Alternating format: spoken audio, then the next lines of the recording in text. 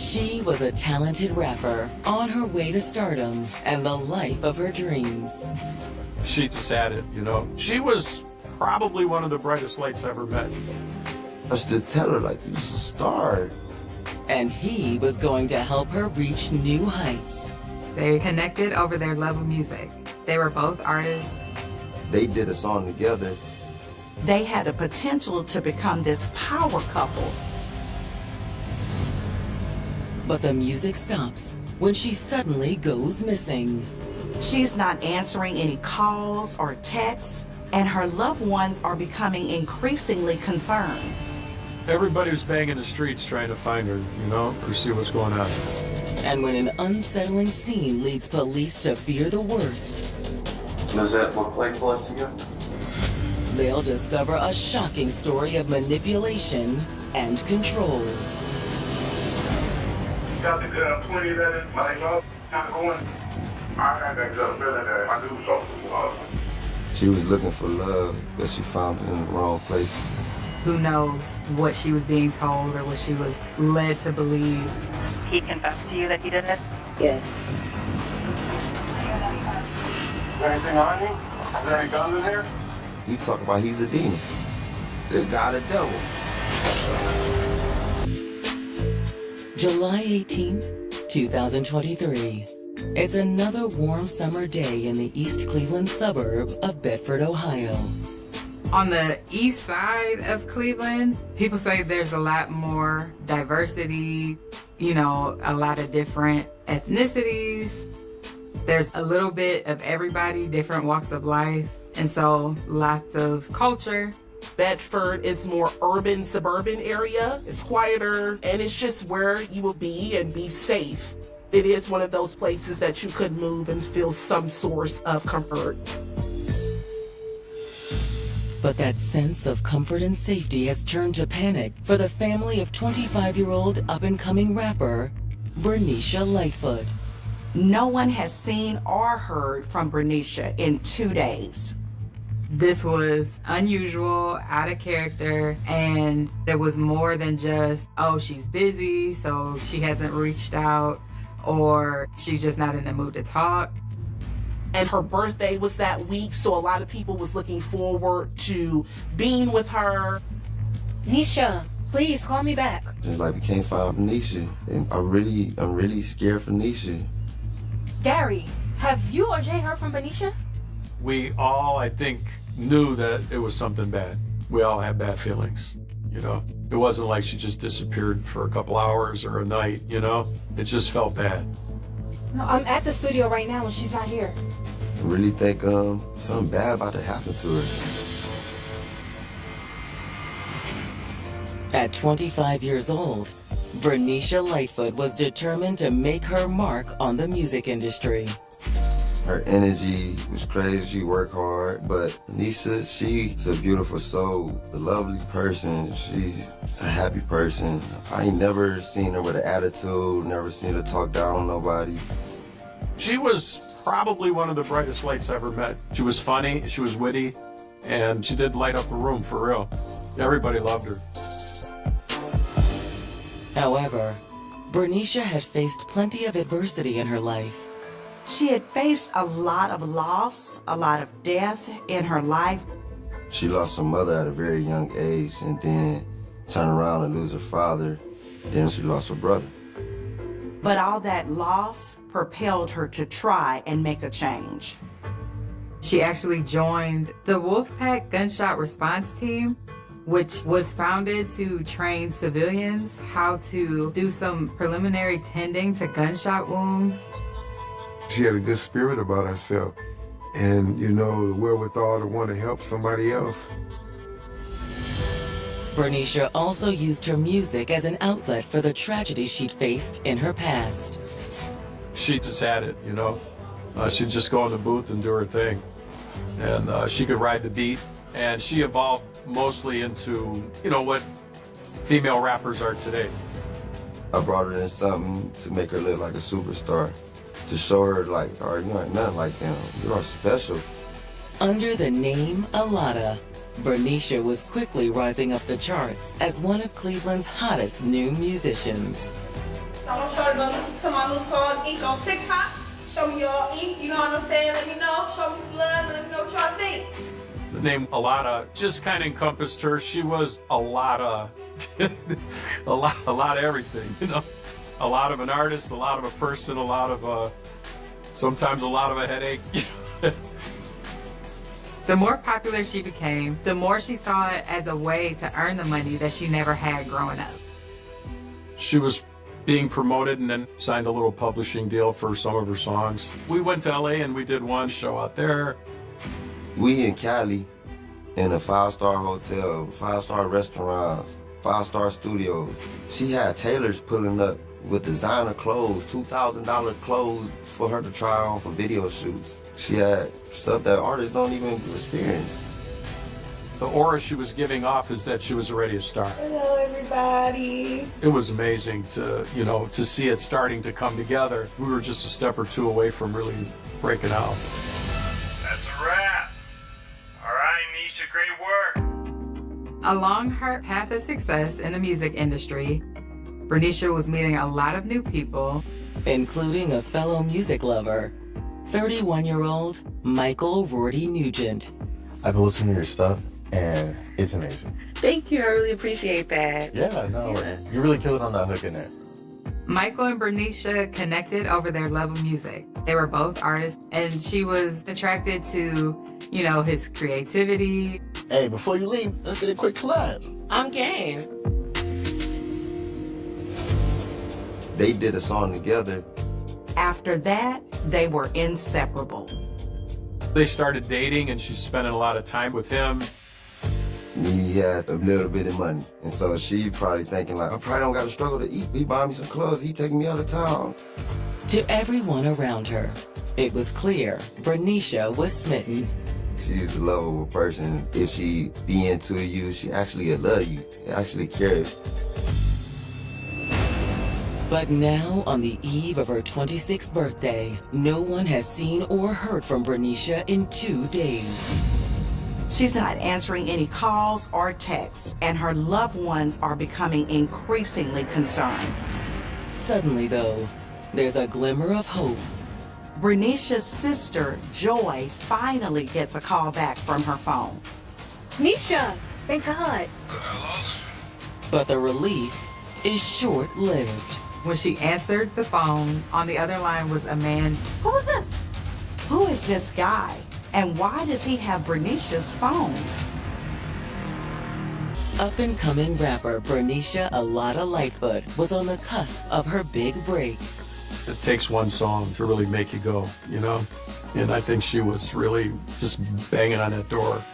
With her boyfriend and fellow artist, Michael Rorty Nugent by her side, it seemed like the sky was the limit for them both. They had a shared love of music and the potential to become this power couple in the hip-hop scene.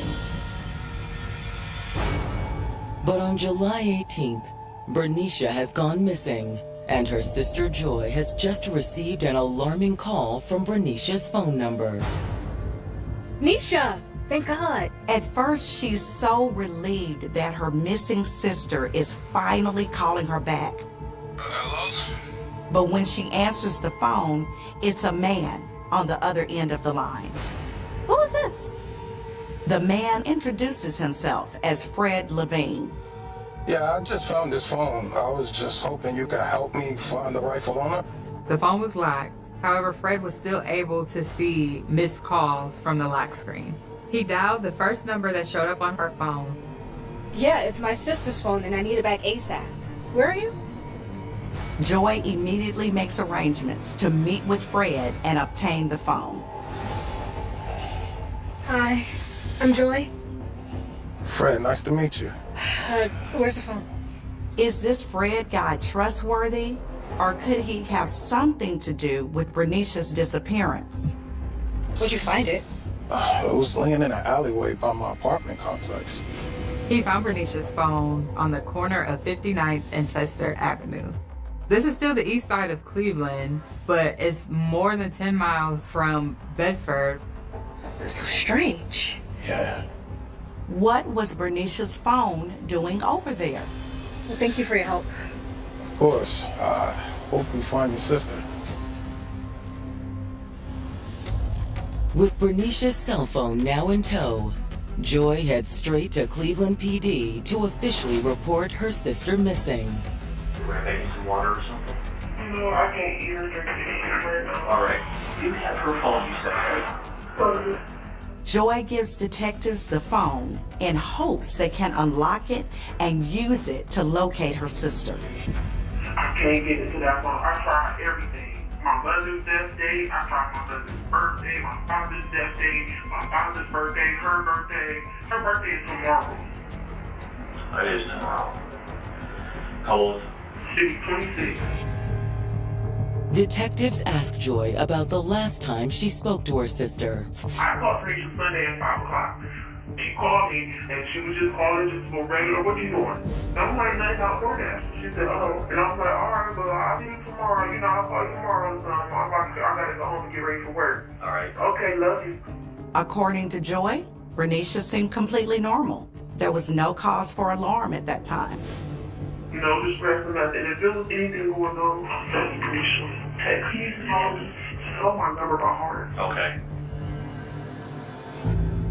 Joy says the location where Bernicia's phone was located is another cause for concern. On 59th and Chester, like an alleyway. Okay. Across the street from the park. Okay. Why would it be over here? She don't know nobody over here. Okay. There's no reason for it to be over here. All right. According to her family and her friends, it's not an area that she frequented. Based on everything they're hearing from Joy, investigators agree there's good reason to be concerned about Bernicia's well-being. We have good phone numbers for you guys, and we'll contact you with any updates, okay? Thank you. Okay. Thanks for coming in.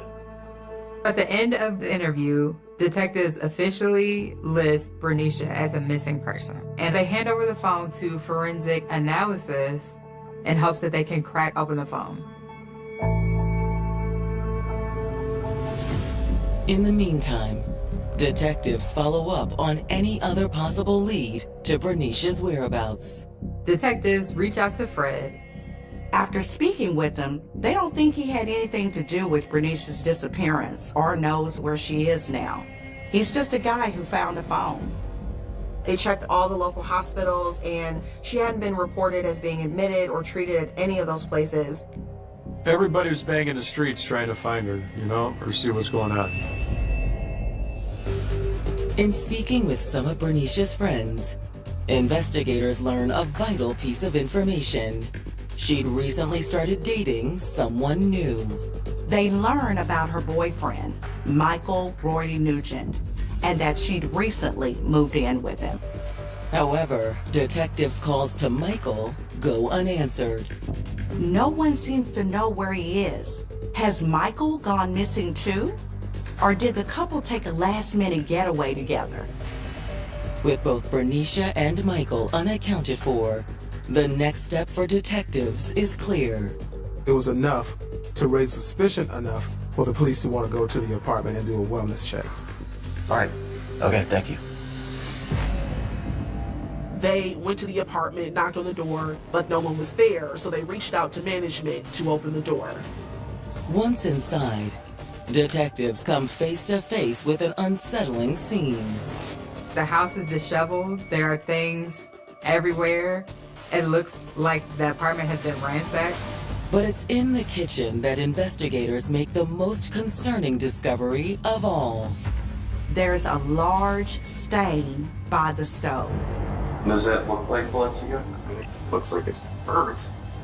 Right in the kitchen. There's blood all over the floor, dried blood.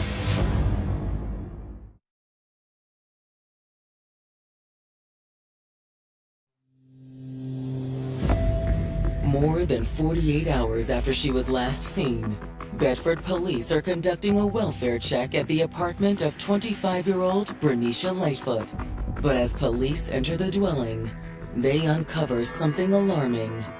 A large pool of blood on the kitchen floor. Does that look like blood to you? It looks like it's burnt. Right in the kitchen. There's blood all over the floor, dried blood. Does this look like outline of something? The blood was also kind of shaped in the way of an arm. It was just kind of one of those scenes that you knew, hey, what happened here? Someone was seriously hurt. Did you see that? Yeah, like an arm or leg, maybe? Dude, I don't know. I don't like the looks of that. You don't see a trail anywhere else in here. The blood had been mopped or wiped with a towel. They did find a towel that was drenched in blood and had cleaning solution on it. That answers the question of why did it look black and burnt? When you're mixing blood and some sort of cleaning solution over time, that's what it will look like. The cleaning solution and the blood had mixed together and became that dark colored, dried element on the floor. Investigators locate the cleaning solution on the counter, and right next to it is a knife. However, investigators don't think the knife was the only weapon used in the violence that transpired here. There was a bullet hole in the stove. And several other bullet holes throughout the area. There were more than 6 shots. They don't locate a gun anywhere in the apartment, but it's clear a gun was fired multiple times. But was the victim Bernicia, Michael, or someone else? And where is the couple now? They found his wallet and they found her purse. And both of their IDs were in those respective places. So police are thinking this probably wasn't a robbery until they find the drugs. Police find cocaine hidden in the refrigerator and pills that later tested positive as methamphetamines. Now they're considering, could this have been a drug deal gone wrong? It was just a lot of unanswered questions, from the crime scene to the drugs and the wallet still being there. In their search for answers, detectives turn to the couple's neighbors. One man says he didn't hear any gunshots, but he did have an unsettling story to tell. One neighbor reports seeing something very suspicious the night before. Around midnight, I heard some noise outside, so I looked out the window. He remembers hearing someone like dragging something. He peeps out of his window and he sees some guys and this black bag. He saw them trying to put it in the back of the vehicle, and they was having trouble shutting the hatch on the vehicle, and then they finally got it shut and they drove off.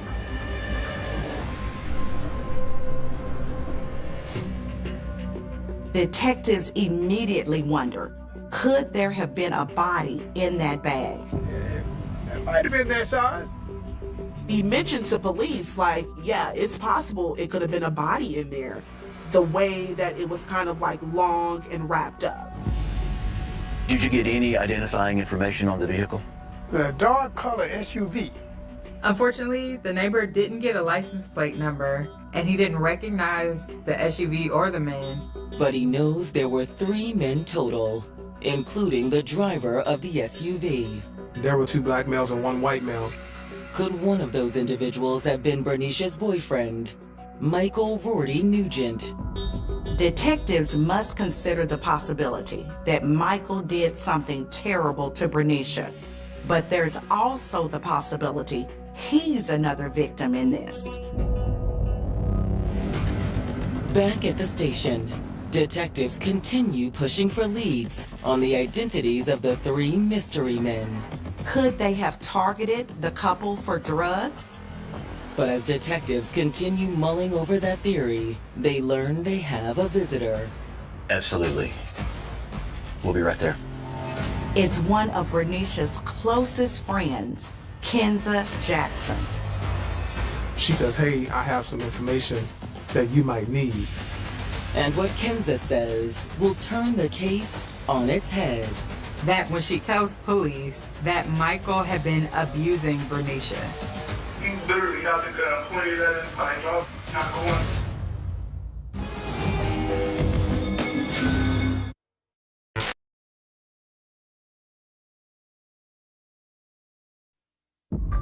Ohio detectives investigating the mysterious disappearance of Bernicia Lightfoot are sitting down with her close friend, Kenza Jackson. And Kenza has just made a startling claim about Bernicia's boyfriend, Michael Rorty Nugent. She says Michael had been violent towards Bernicia. She started spilling the beans, explaining who he was, saying how they had a very abusive relationship, and she saw it firsthand. In fact, Kenza says she didn't approve of the relationship from the start. That's because just a few months before Bernicia started dating him, Michael had been released from prison. He spent 3.5 years in prison for abusing the mother of his child. Just a couple years ago, he beat his baby mother to post in there. You know what I'm saying? Okay. So when he got out and they started talking, I'm like, no, I didn't prove it. I see Nisha like a little sister to me. In fact, Michael was initially supposed to have a longer prison sentence for his misdeeds against his ex. He got out of prison because he was beaten by the guards or something, and then he got a settlement. He got $115,000, and he blew a lot of that money on drugs. Got out of jail, he got a big lump sum of money. I ended up hopping over the code. And messed it up. It became strange, like, you do pass, you do code, you do all of that. It was crazy, like a switch.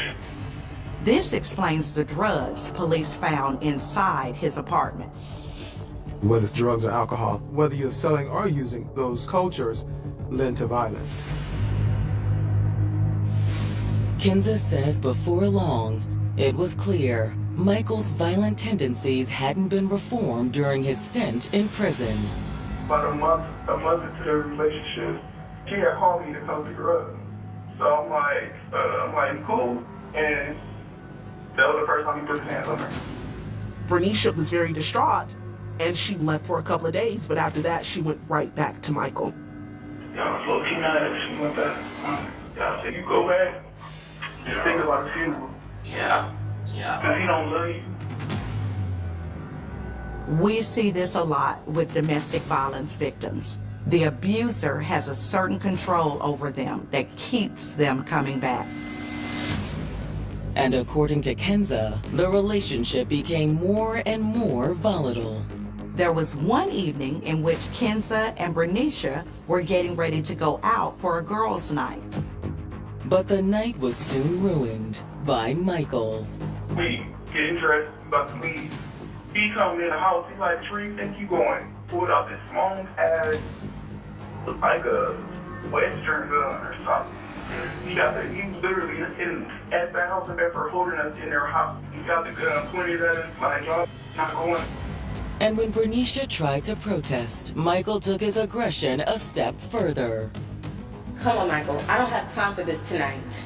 Michael got very upset with Bernicia, and he picked up a liquor bottle and he hit Bernicia in the head with it. Didn't I tell you? I told you. I was hearing stuff from the streets that she was getting beat. He was doing crazy stuff that she's not gonna definitely let me know. I'm like, this is not right. This not, come on, this guy the devil. Despite the increasing abuse, Kenza says Bernicia never pressed charges against Michael. Bernicia never went to police. She just kind of threw it by the wayside. She was a victim, and I think she got too deep into it, but she really couldn't turn. You can lead a horse to water, but you can't make him drink. You know, adults have choices. They have, free will. Unfortunately, she chose to stay. But he changed her all the way around. Her rap started changing. She started talking about demon time, and that's what he's talking about. He talking about he's a demon. Michael became a prime suspect at that point. They were trying to reach out to him, couldn't get an answer, didn't know where he was. With Michael and Bernicia still nowhere to be found, family and friends continue the search. People were trying to put together some type of search party. They was being detectives, like they was finding out things, they was in the streets. She had, her sister, her best friend, everybody was, calling around trying to find her. But on July 21st, police finally received the lead they've been desperate for. On Friday morning, police receive a 911 call that is from Michael's mother. This is Bedford Heights. I have a 911 transfer for you. She states that she believes her son killed his girlfriend. She doesn't know where the body is, but he is at her house right now. Yes, it's everything she just said. She stated that my son is here. He said he did something bad, and he's in the room asleep right now. Does he know you're calling? No, he's asleep. He fell asleep. So I guess he's tired. And did he tell you that he did this? He confessed to you that he did it? Yes. Police immediately raced to her home. They all went over there, guns drawn. He didn't know where to go. It was a matter of time. What's your name? Is there any guns in here?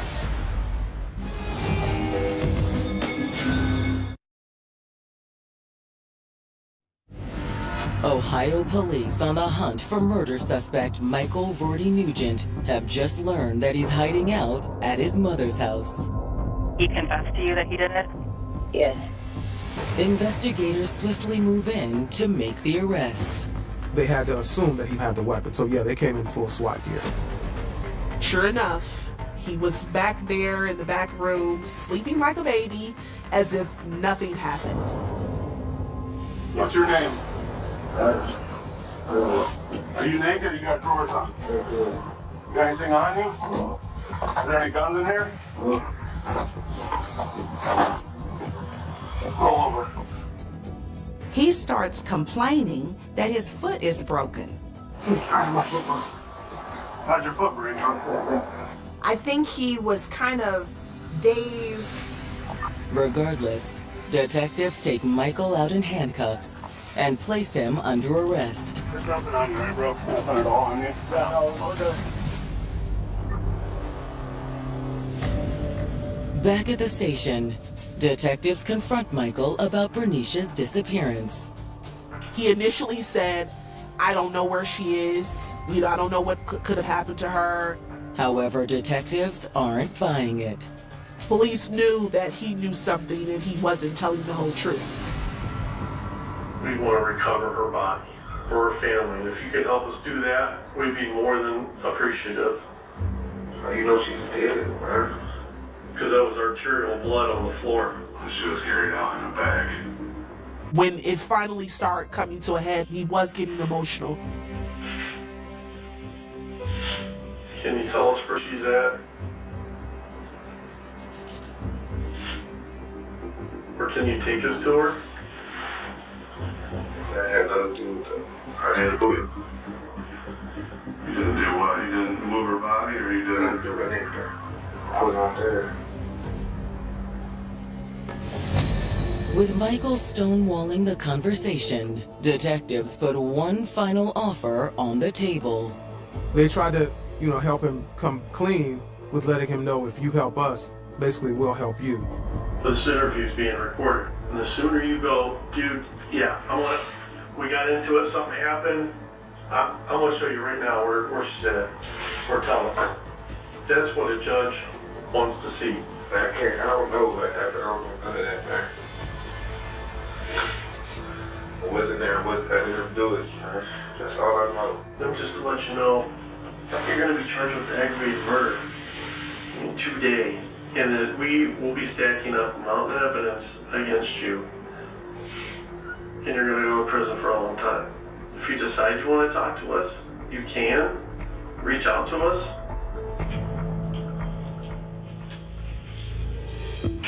Detectives keep Michael in holding and circle back around to his mother.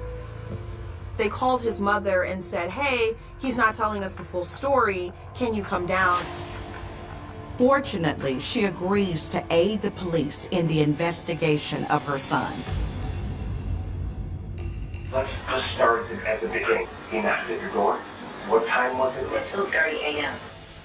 She says she knew that something wasn't right. I knew right then, like, what the hell? Right. So I had that gut feeling that I knew something was up. She directly asked him Was Bernicia dead? I'm like, you know, where is she? What happened? I'm like, is she dead? Like, they killed her. He said, I shot her 3 times. I was shocked.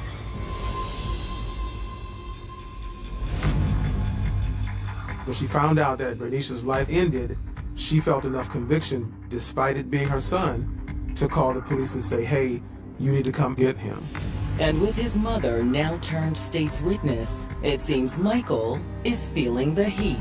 Detectives get word from Michael. He's finally willing to take them to Bernicia's body.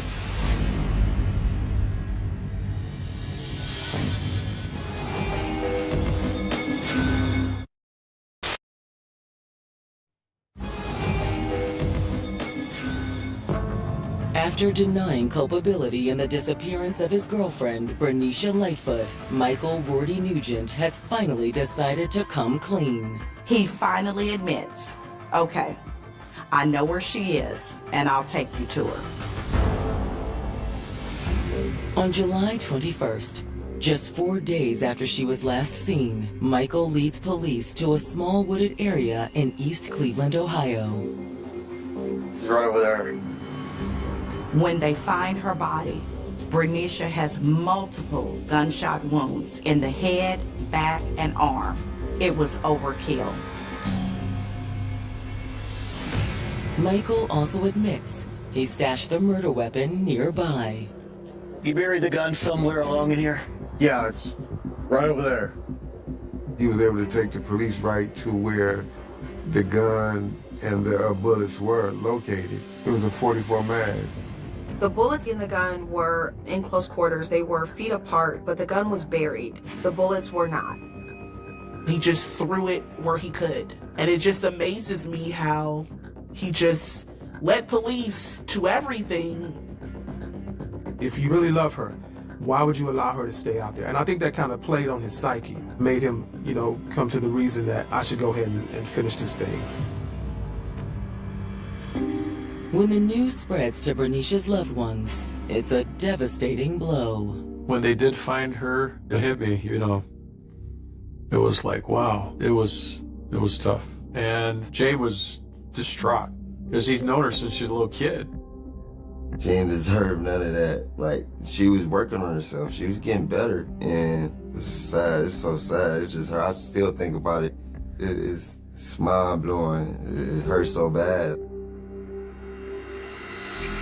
With Bernicia's remains finally accounted for, authorities take Michael back to the station to give his confession. We still need to know what led up to this. How did this happen?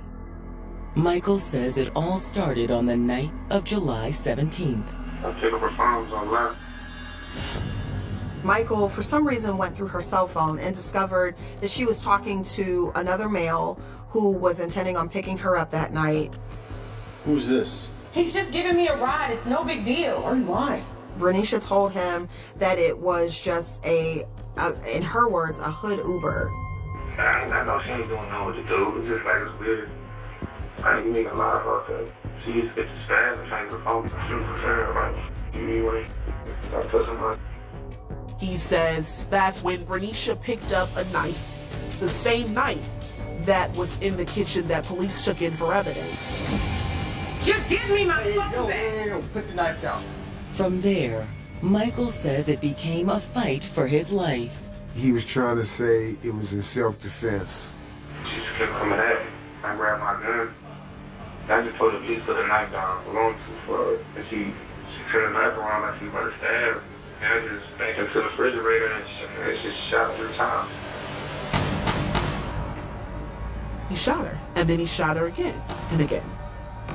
You know where it hit her? I didn't look where it hit her. I knew she was dead.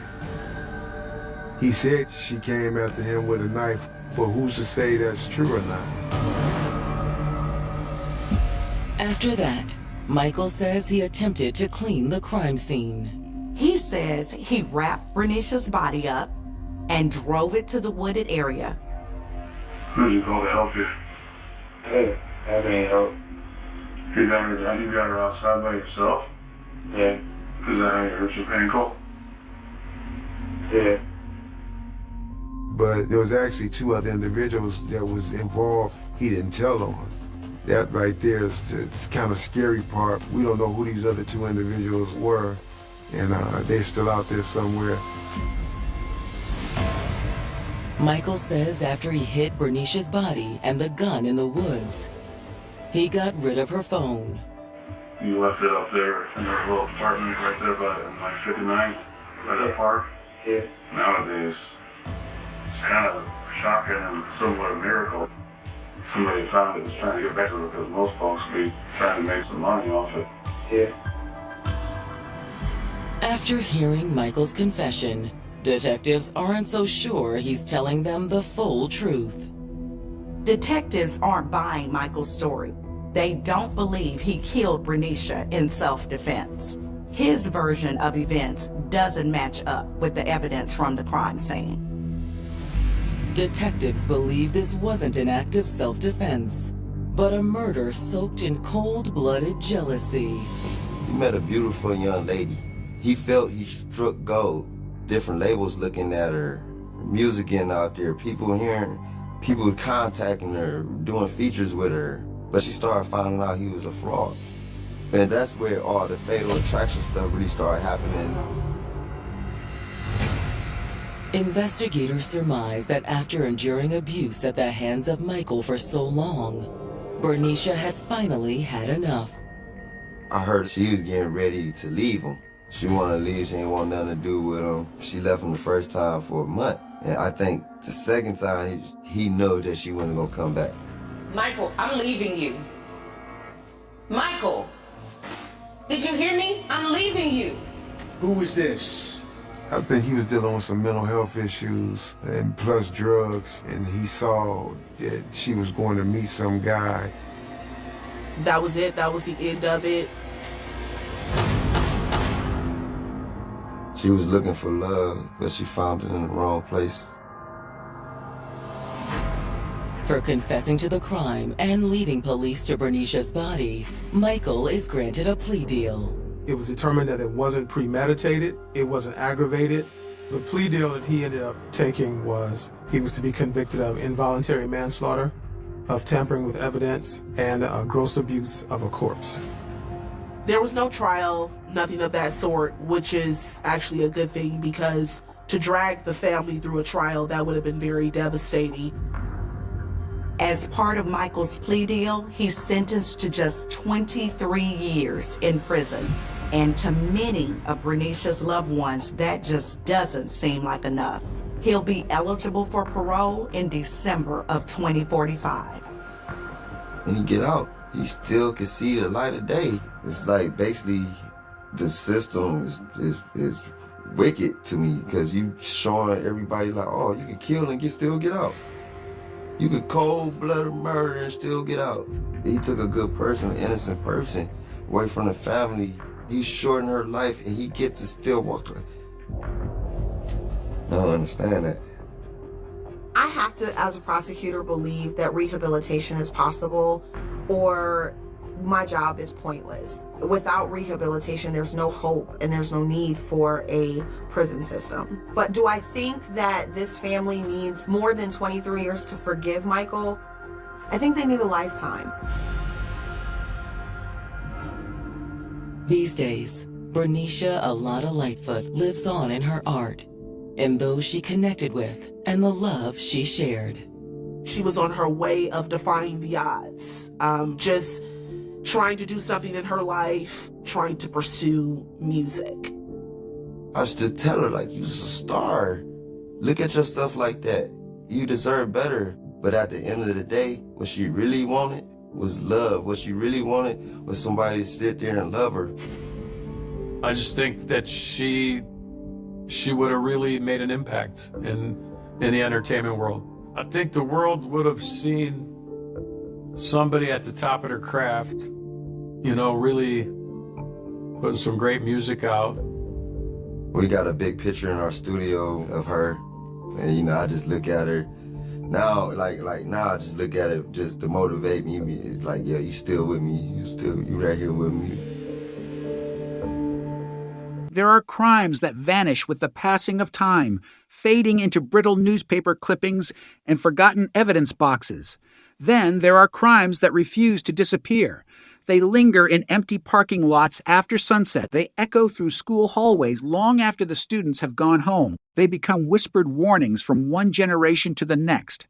In the early hours of a cold December morning in 1991, one such crime was born outside a quiet high school in Washington state, and for more than 3 decades it would haunt detectives, terrify an entire community, and challenge every advance in modern forensic science. For 36 years, the killer remained invisible, living an ordinary life while the memory of a 17-year-old girl refused to fade. The investigation would consume careers, outlive detectives, and stretch across an era that transformed criminal investigations forever.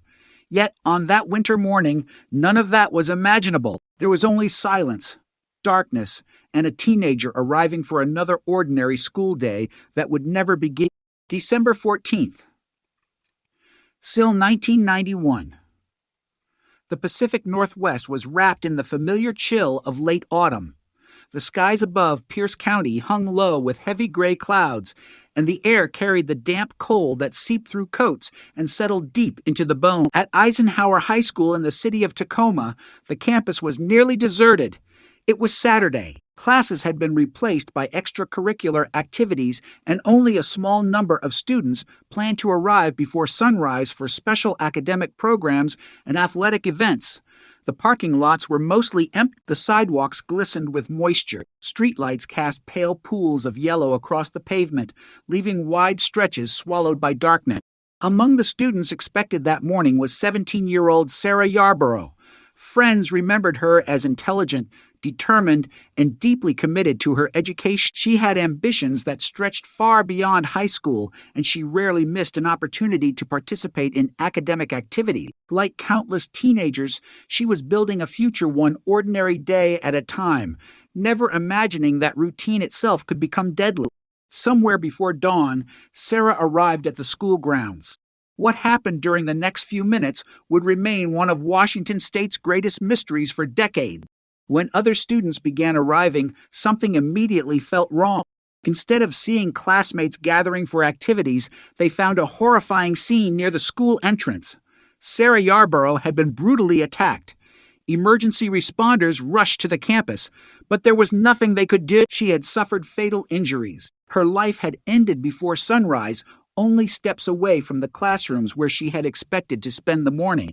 The campus instantly transformed from a place of learning into an active homicide scene. Police officers flooded the area. Yellow crime scene tape stretched across sidewalks.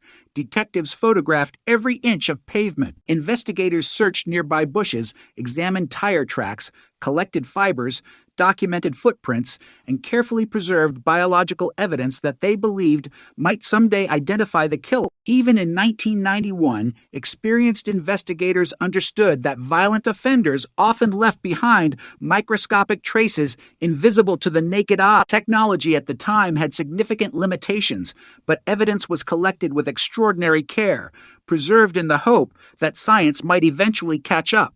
The murder stunned Pierce County. Violent crime was not unknown, but the circumstances made this case uniquely terrifying.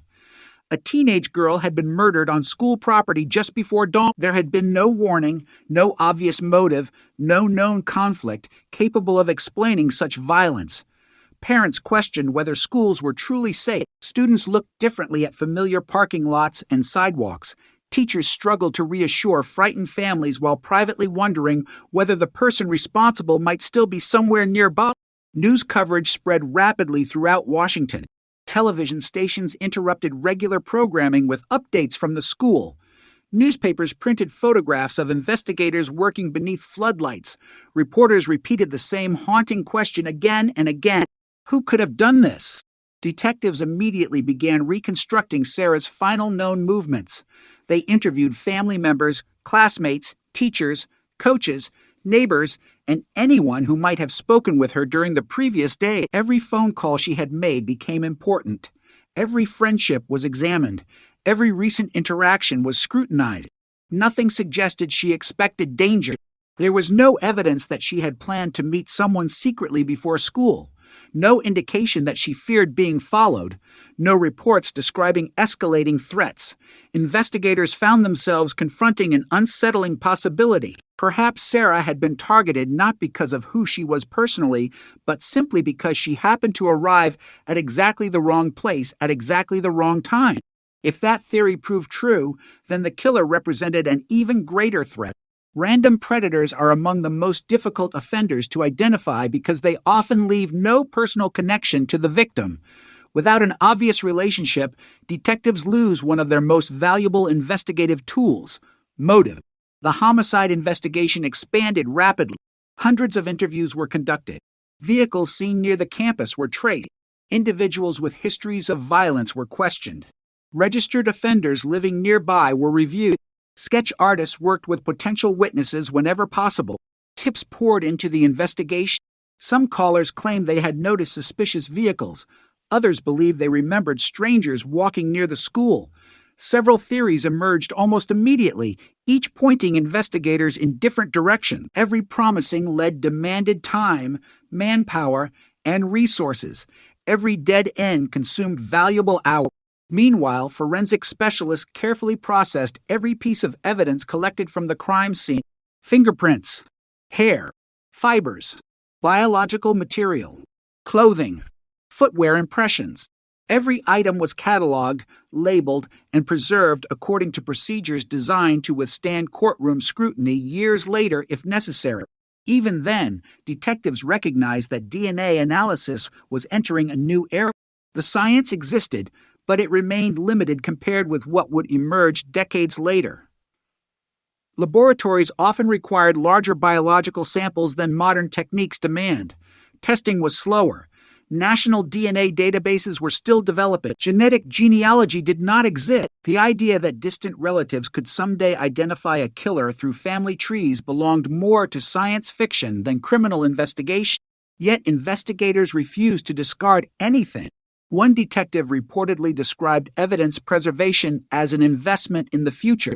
If today's science failed, tomorrow's might succeed. Days turned into weeks. Weeks became months. The homicide dominated conversations throughout the community. Students returned to campus carrying fear instead of routine. Some refused to walk across parking lots alone.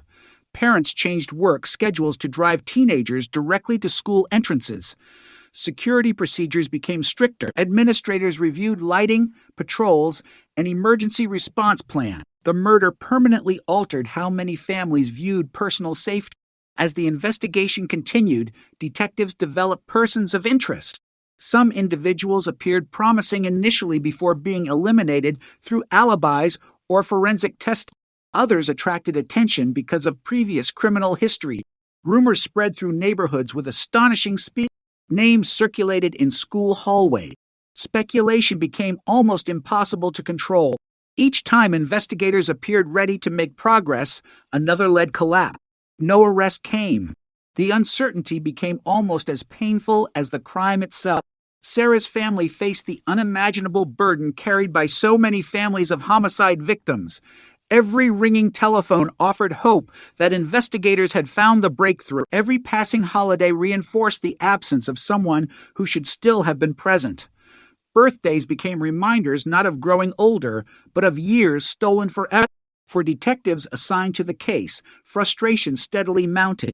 Experienced homicide investigators often describe unsolved murders as unfinished conversations.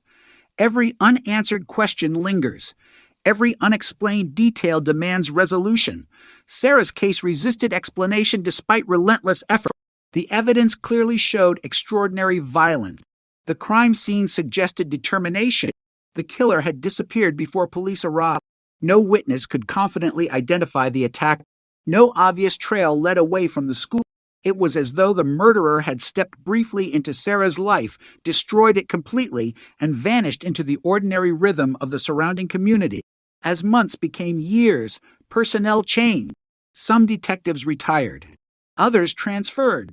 New investigators inherited thousands of pages of reports, boxes of physical evidence, witness statements, laboratory results, photographs, maps, timelines, and handwritten notes created by colleagues they had never met. Each new detective approached the case with fresh determination. Each believed there might be one overlooked detail capable of unlocking the mystery. They reread interview transcripts, searching for inconsistency. They revisited witnesses years after their original statements. They compared similar crimes throughout Washington and neighboring states. Behavioral analysts examined whether the murder reflected characteristics associated with known violent offenders. Still, certainty remained elusive. The case gradually acquired a label every investigator dreaded: cold case. Those two words never meant detectives had stopped caring. They meant only that every conventional investigative avenue had been exhausted. The evidence remained. The questions remained. The family remained. And somewhere, beyond every interview transcript and every preserved forensic sample, the person responsible continued living under a name no detective could yet prove. Years passed. Children who had not even been born when Sarah was murdered graduated from the same school where she had lost her life. Technology advanced at breathtaking speed. DNA science evolved from experimental promise into one of the most powerful investigative tools in criminal history. Computers replaced paper filing systems. National databases expanded. Cases once considered impossible suddenly began yielding answers. Across America, decades-old murders were collapsing under the weight of microscopic evidence preserved by investigators who had refused to give up. Inside evidence storage facilities, carefully sealed containers from Sarah Yarborough's murder waited in silence. What investigators could not know in 1991 was that the smallest biological trace collected before sunrise on that cold December morning would outlive changing administrations, shifting investigative teams, evolving forensic laboratories, and nearly an entire generation. Long after witnesses forgot faces, long after rumors faded, long after countless theories crumbled, that silent piece of evidence would remain exactly where detectives had placed it, patiently waiting for a scientific revolution capable of revealing the identity of a man who, for decades, had hidden in plain sight while believing the darkness before dawn had buried the truth forever. In the days immediately following Sarah Yarborough's murder, investigators from the Pierce County Sheriff's Department, assisted by local law enforcement agencies and forensic specialists, shifted from the urgent work of securing the crime scene to the painstaking process of reconstructing every verifiable moment leading up to the attack. Their objective was straightforward in theory, but extraordinarily difficult in practice. Determine who had encountered Sarah that morning, establish whether she had been specifically targeted or attacked at random, and identify any physical evidence capable of leading to the offender. Every conclusion had to be supported by documented facts rather than assumption. Detectives began by building a detailed timeline of Sarah's final known movements. Family members, friends, classmates, teachers, and others who had interacted with her in the days before her death were interviewed repeatedly. Investigators sought to understand her routines, her extracurricular commitments, and the reasons she was at Eisenhower High School before sunrise on a Saturday. Those interviews consistently portrayed Sarah as a responsible and academically motivated teenager who had arrived on campus for a scheduled school-related activity. Detectives found no credible evidence that she had arranged a secret meeting or knowingly placed herself in danger. That absence of an obvious personal motive immediately broadened the scope of the investigation. Rather than focusing exclusively on people within Sarah's immediate circle, investigators were compelled to examine a far wider pool of possible suspects, including individuals with no known connection to her. The crime scene itself became the investigation's most important witness. Forensic technicians documented the area meticulously, photographing and measuring every observable feature before evidence was collected. Biological material recovered during the examination was preserved according to the standards of the early 1990s. Although DNA analysis was already being used in criminal investigations, the technology remained far less sensitive than it would become in later decades. Detectives nevertheless understood the potential value of preserving every available sample, even if contemporary testing could not fully exploit it. Clothing, Trace evidence and other materials were carefully retained because experienced investigators recognized that scientific advances could eventually provide answers unavailable at the time. That decision would later prove significant, but in the immediate aftermath, there was no guarantee that preserved evidence would ever identify the offender. As investigators expanded their inquiry, hundreds of leads began arriving. Members of the public reported unfamiliar vehicles seen near the school, individuals walking in the area during the early morning hour, and observations that initially appeared suspicious. Detectives followed these reports systematically. Vehicle registrations were checked, owners were interviewed where appropriate, and timelines were compared against independently verified information. Many tips ultimately proved unrelated to the homicide, yet each required careful evaluation. Cold case investigators have often observed that successful homicide investigations depend not only on identifying meaningful evidence, but also on methodically eliminating information that does not withstand scrutiny. That process consumes substantial investigative resources during the early months of the case.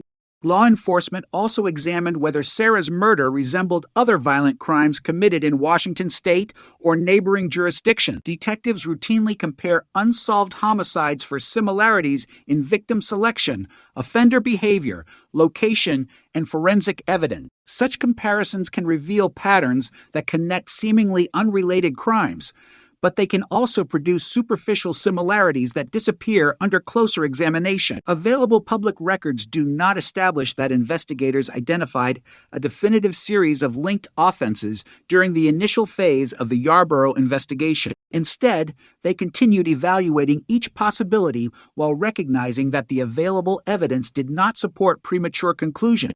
Attention also turned toward individuals who had legitimate reasons to be on or near school property.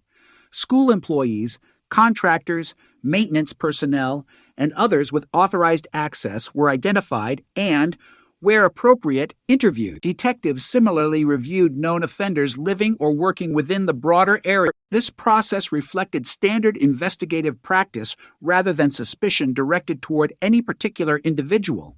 The purpose was to determine whether anyone's documented movements, criminal history, or forensic evidence warranted closer examination. Many people interviewed during those early stages were ultimately excluded from further consideration after their statements were corroborated or no evidentiary link to the crime could be established.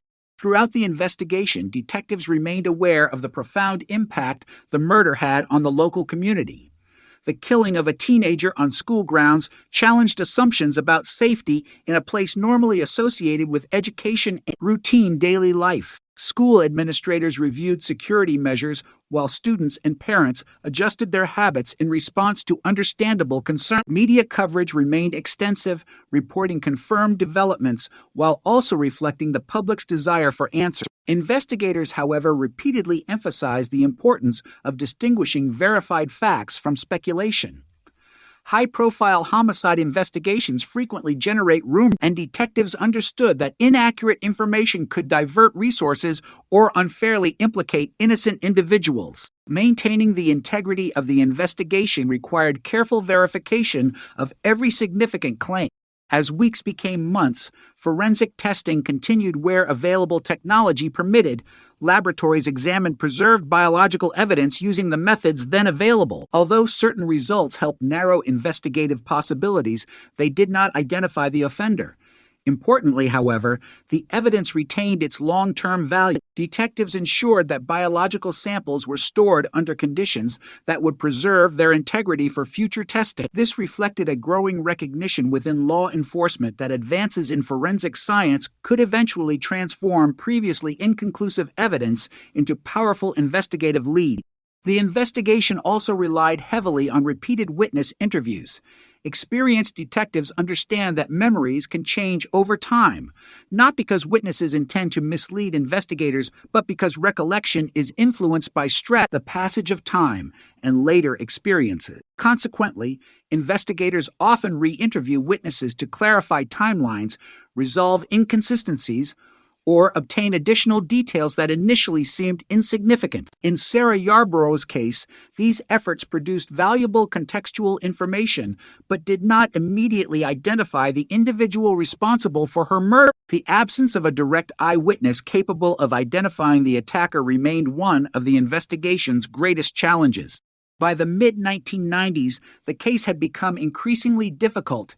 Investigative momentum naturally declines as immediate leads are exhausted, yet the responsibility to pursue justice does not disappear. Detectives continued reviewing evidence, consulting forensic experts, and comparing new information against existing case files. Public appeals periodically generated additional tips, but none produced sufficient evidence to support criminal charges.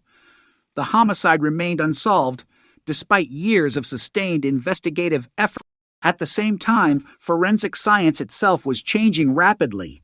DNA profiling became increasingly reliable, laboratory techniques improved, and national databases expanded. Law enforcement agencies across the United States began solving older cases through evidence that had been preserved years earlier. These developments encouraged investigators responsible for long unsolved homicides, including Sarah Yarborough's case, to preserve evidence carefully and revisit prior conclusions whenever significant technological advances occur. Rather than viewing the passage of time solely as an obstacle, many investigators began recognizing that time could also create new opportunities as scientific capabilities improved. The continuing investigation reflected an important reality of homicide work. An unsolved case is not necessarily an abandoned case. Files may become inactive in the sense that no immediate investigative lead exists, but evidence remains available for future examination. Detectives assigned to long-term investigations routinely review original reports, reassess witness statements, and evaluate whether emerging forensic techniques justify renewed laboratory analysis. These reviews are particularly important in cases involving preserved biological evidence, where advances in DNA technology have repeatedly transformed investigations once considered unlikely to be solved. For Sarah Yarborough's family, however, the passage of time represented something different.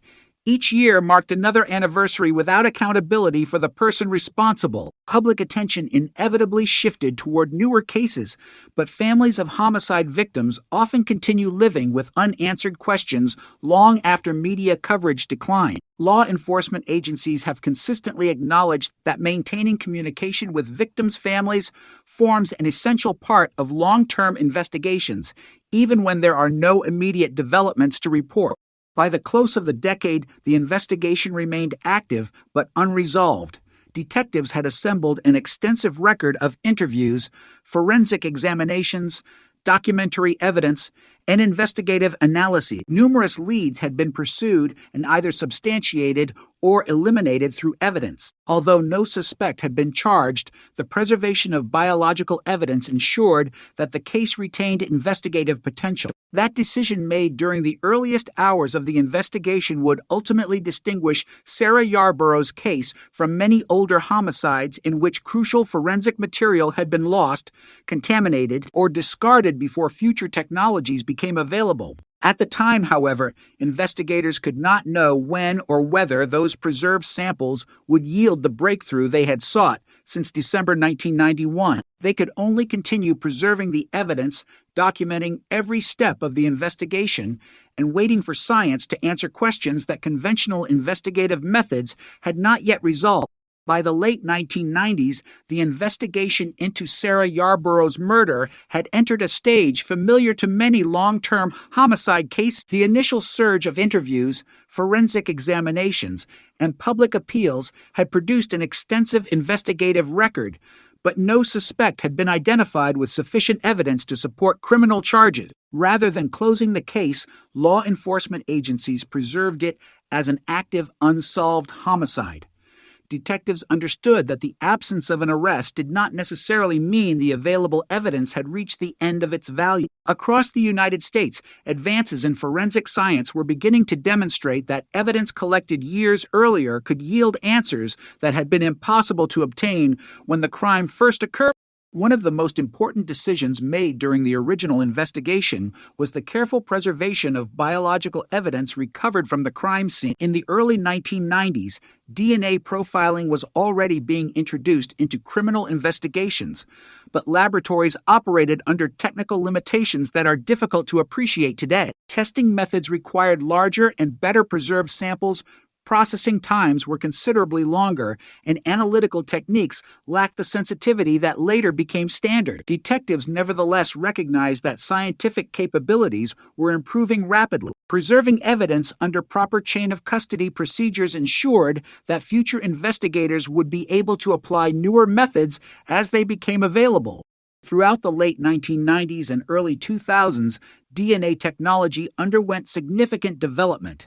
Laboratories adopted more advanced methods capable of producing profiles from smaller or more degraded biological samples. Standardized procedures improved consistency among forensic laboratories, while quality assurance measures strengthened confidence in laboratory results presented during criminal prosecution. At the same time, national and state DNA databases expanded, allowing investigators to compare forensic profiles against known offenders whose DNA had been lawfully collected following qualifying criminal convictions. These databases transformed many criminal investigations by enabling evidence from one jurisdiction to be compared with records maintained across multiple states. Investigators responsible for Sarah Yarborough's case monitored these developments closely. Periodically, preserved evidence was reviewed to determine whether advances in forensic science justified additional laboratory examination. Such reviews are common in long-term homicide investigations. Detectives work closely with forensic scientists to evaluate whether new analytical techniques might recover information that earlier examinations could not. These reassessments require careful planning because biological evidence is finite. Every examination consumes at least a portion of the available material, making it essential to balance the potential value of new testing against the need to preserve evidence for future technological advances.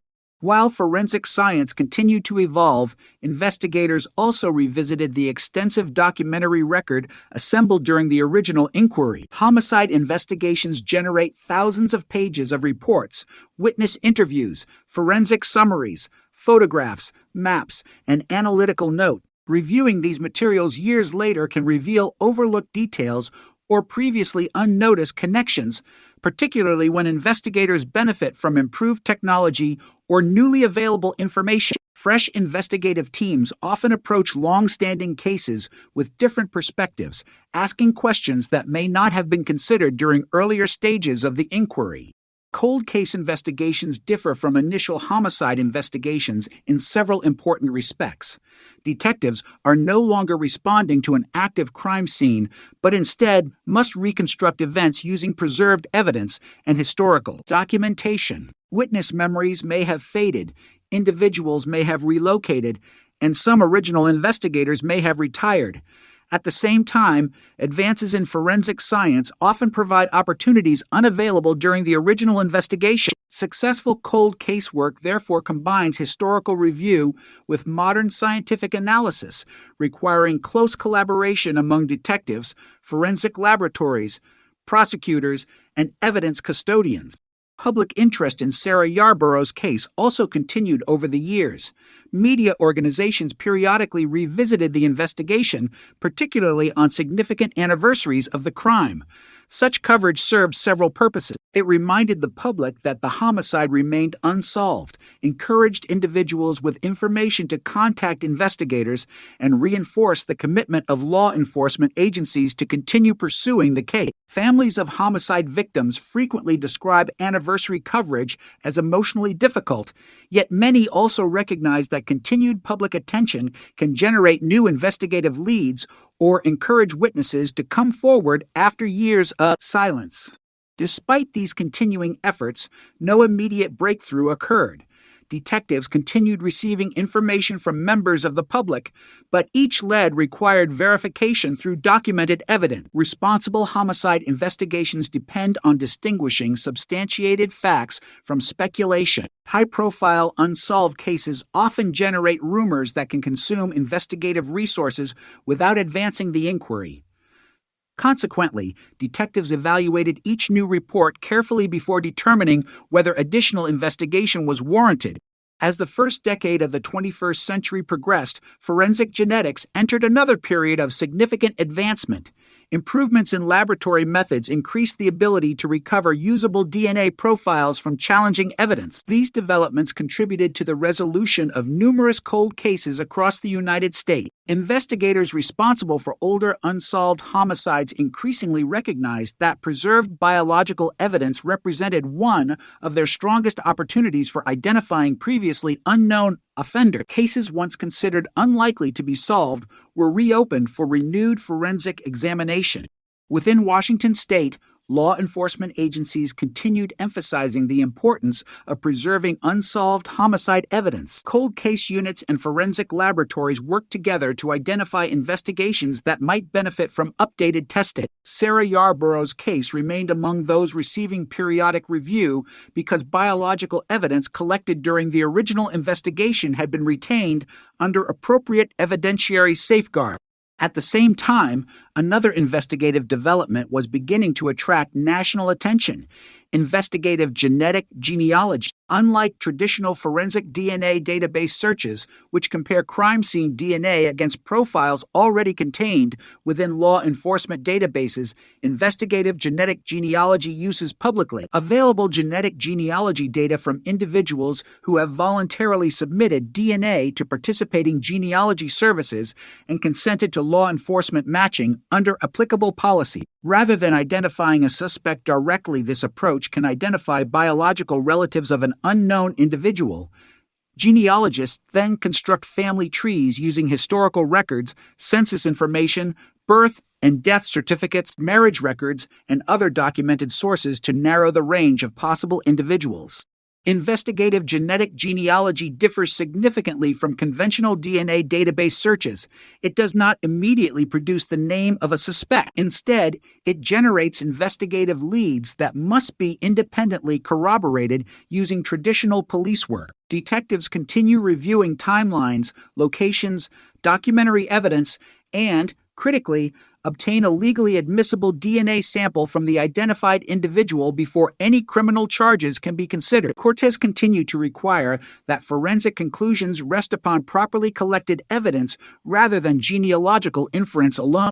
By the late 2010s, investigative genetic genealogy had contributed to the resolution of several nationally significant cold cases. These successes encouraged law enforcement agencies across the United States to evaluate whether unsolved homicides with preserved biological evidence might also benefit from the technique. Agencies typically prioritize cases in which conventional investigative methods had been exhausted, biological evidence remained suitable for advanced testing, and prosecutors supported renewed forensic analysis. Sarah Yarborough's case met many of these criteria. Investigators had preserved biological evidence for decades. Conventional investigative avenues had been extensively pursued, and advances in forensic science offered possibilities unavailable during the original investigation. Detectives therefore continued collaborating with forensic laboratories and prosecutors to determine the most appropriate investigative strategy. The persistence demonstrated throughout the investigation illustrates a defining characteristic of modern cold case work. Unlike fictional portrayals that often depict dramatic discoveries occurring within days, actual homicide investigations frequently advance through incremental scientific progress accumulated over many years. Evidence must be preserved correctly. Laboratory procedures must meet rigorous scientific standards, investigative decisions require careful documentation, and every significant conclusion must withstand judicial scrutiny. Success depends not upon a single breakthrough, but upon decades of consistent evidence management, technological innovation, and sustained investigative commitment. As investigators prepared to apply the newest forensic techniques to evidence collected in December 1991, they did so with cautious expectation. Advances in science had created opportunities unavailable to the original investigative team, but no outcome could be guaranteed. The evidence would be tested using methods unimaginable when Sarah Yarborough was killed, yet detectives understood that every result would require careful interpretation and independent verification. Even after decades without an identified suspect, the investigation remained grounded in the same principle that had guided it from its earliest hours. Every conclusion must be supported by reliable evidence capable of meeting the highest standard of scientific and legal scrutiny. Following the identification and arrest of Patrick Nicholas in 2023, the Sarah Yarborough case entered a new phase that differed fundamentally from the decades-long investigative effort that had preceded it. After more than 30 years of forensic analysis, witness interviews, evidence preservation, and advances in DNA technology, responsibility shifted from investigators to the judicial system. While detectives continued assisting prosecutors, the focus became whether the evidence assembled over many years could satisfy the legal standards required in a criminal prosecution. As in every homicide case, an arrest did not constitute a finding of guilt. Under the United States legal system, the defendant was presumed innocent unless and until proven guilty beyond a reasonable doubt in court. The charging decision followed an extensive review by prosecutors who evaluated the evidence developed during the renewed investigation. Publicly available court records indicate that the case relied heavily on forensic evidence developed through modern DNA analysis, together with the investigative work that followed the use of investigative genetic genealogy. Genetic genealogy itself was not presented as proof of guilt. Rather, it served as an investigative tool that helped detectives identify a potential suspect after traditional investigative methods had failed to produce an answer for decades. Investigators then sought independent evidence capable of meeting evidentiary standards required in criminal proceedings. According to public reporting and court documents, investigators obtained a DNA sample attributed to Patrick Nicholas through lawful investigative methods after he became a person of interest. That sample was submitted for forensic comparison with biological evidence preserved from the 1991 crime scene. The resulting laboratory analyses formed a central component of the prosecution's case.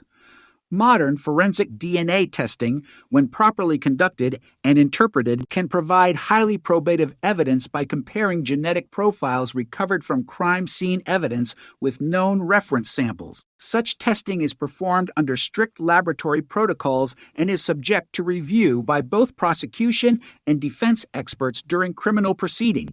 Following the filing of criminal charges, the case proceeded through the normal stages of the Washington state criminal justice system. Initial court appearances addressed matters including the formal reading of charges, representation by counsel, and conditions of detention. At these early hearings, the court did not determine guilt or innocence. Instead, the proceedings ensured that constitutional and procedural requirements were satisfied while establishing the schedule for subsequent litigation. As in other felony prosecutions, both the prosecution and the defense were entitled to review evidence through the discovery process, allowing each side to examine forensic reports, investigative records, witness statements, and other materials relevant to the case. The passage of more than 3 decades between the crime and the prosecution created unique legal and practical consideration. Although there is no statute of limitations for murder in Washington state, long intervals can affect the availability of witnesses, documentary records, and physical evidence. Some original investigators may have retired, memories may have faded, and individuals involved in the early stages of the investigation may no longer have been available to testify. These realities are common in cold case prosecutions and require careful preparation by both prosecutors and defense counsel. Fortunately, because investigators had preserved extensive documentation throughout the investigation, much of the evidentiary record remained available for judicial review. Forensic evidence often assumes particular importance in older homicide prosecutions because it is less susceptible to the effects of time than human memory. Laboratory records, chain of custody documentation, and preserved biological samples can provide objective evidence when properly maintained over many years. Courts has nevertheless require that such evidence satisfy established legal standards governing admissibility.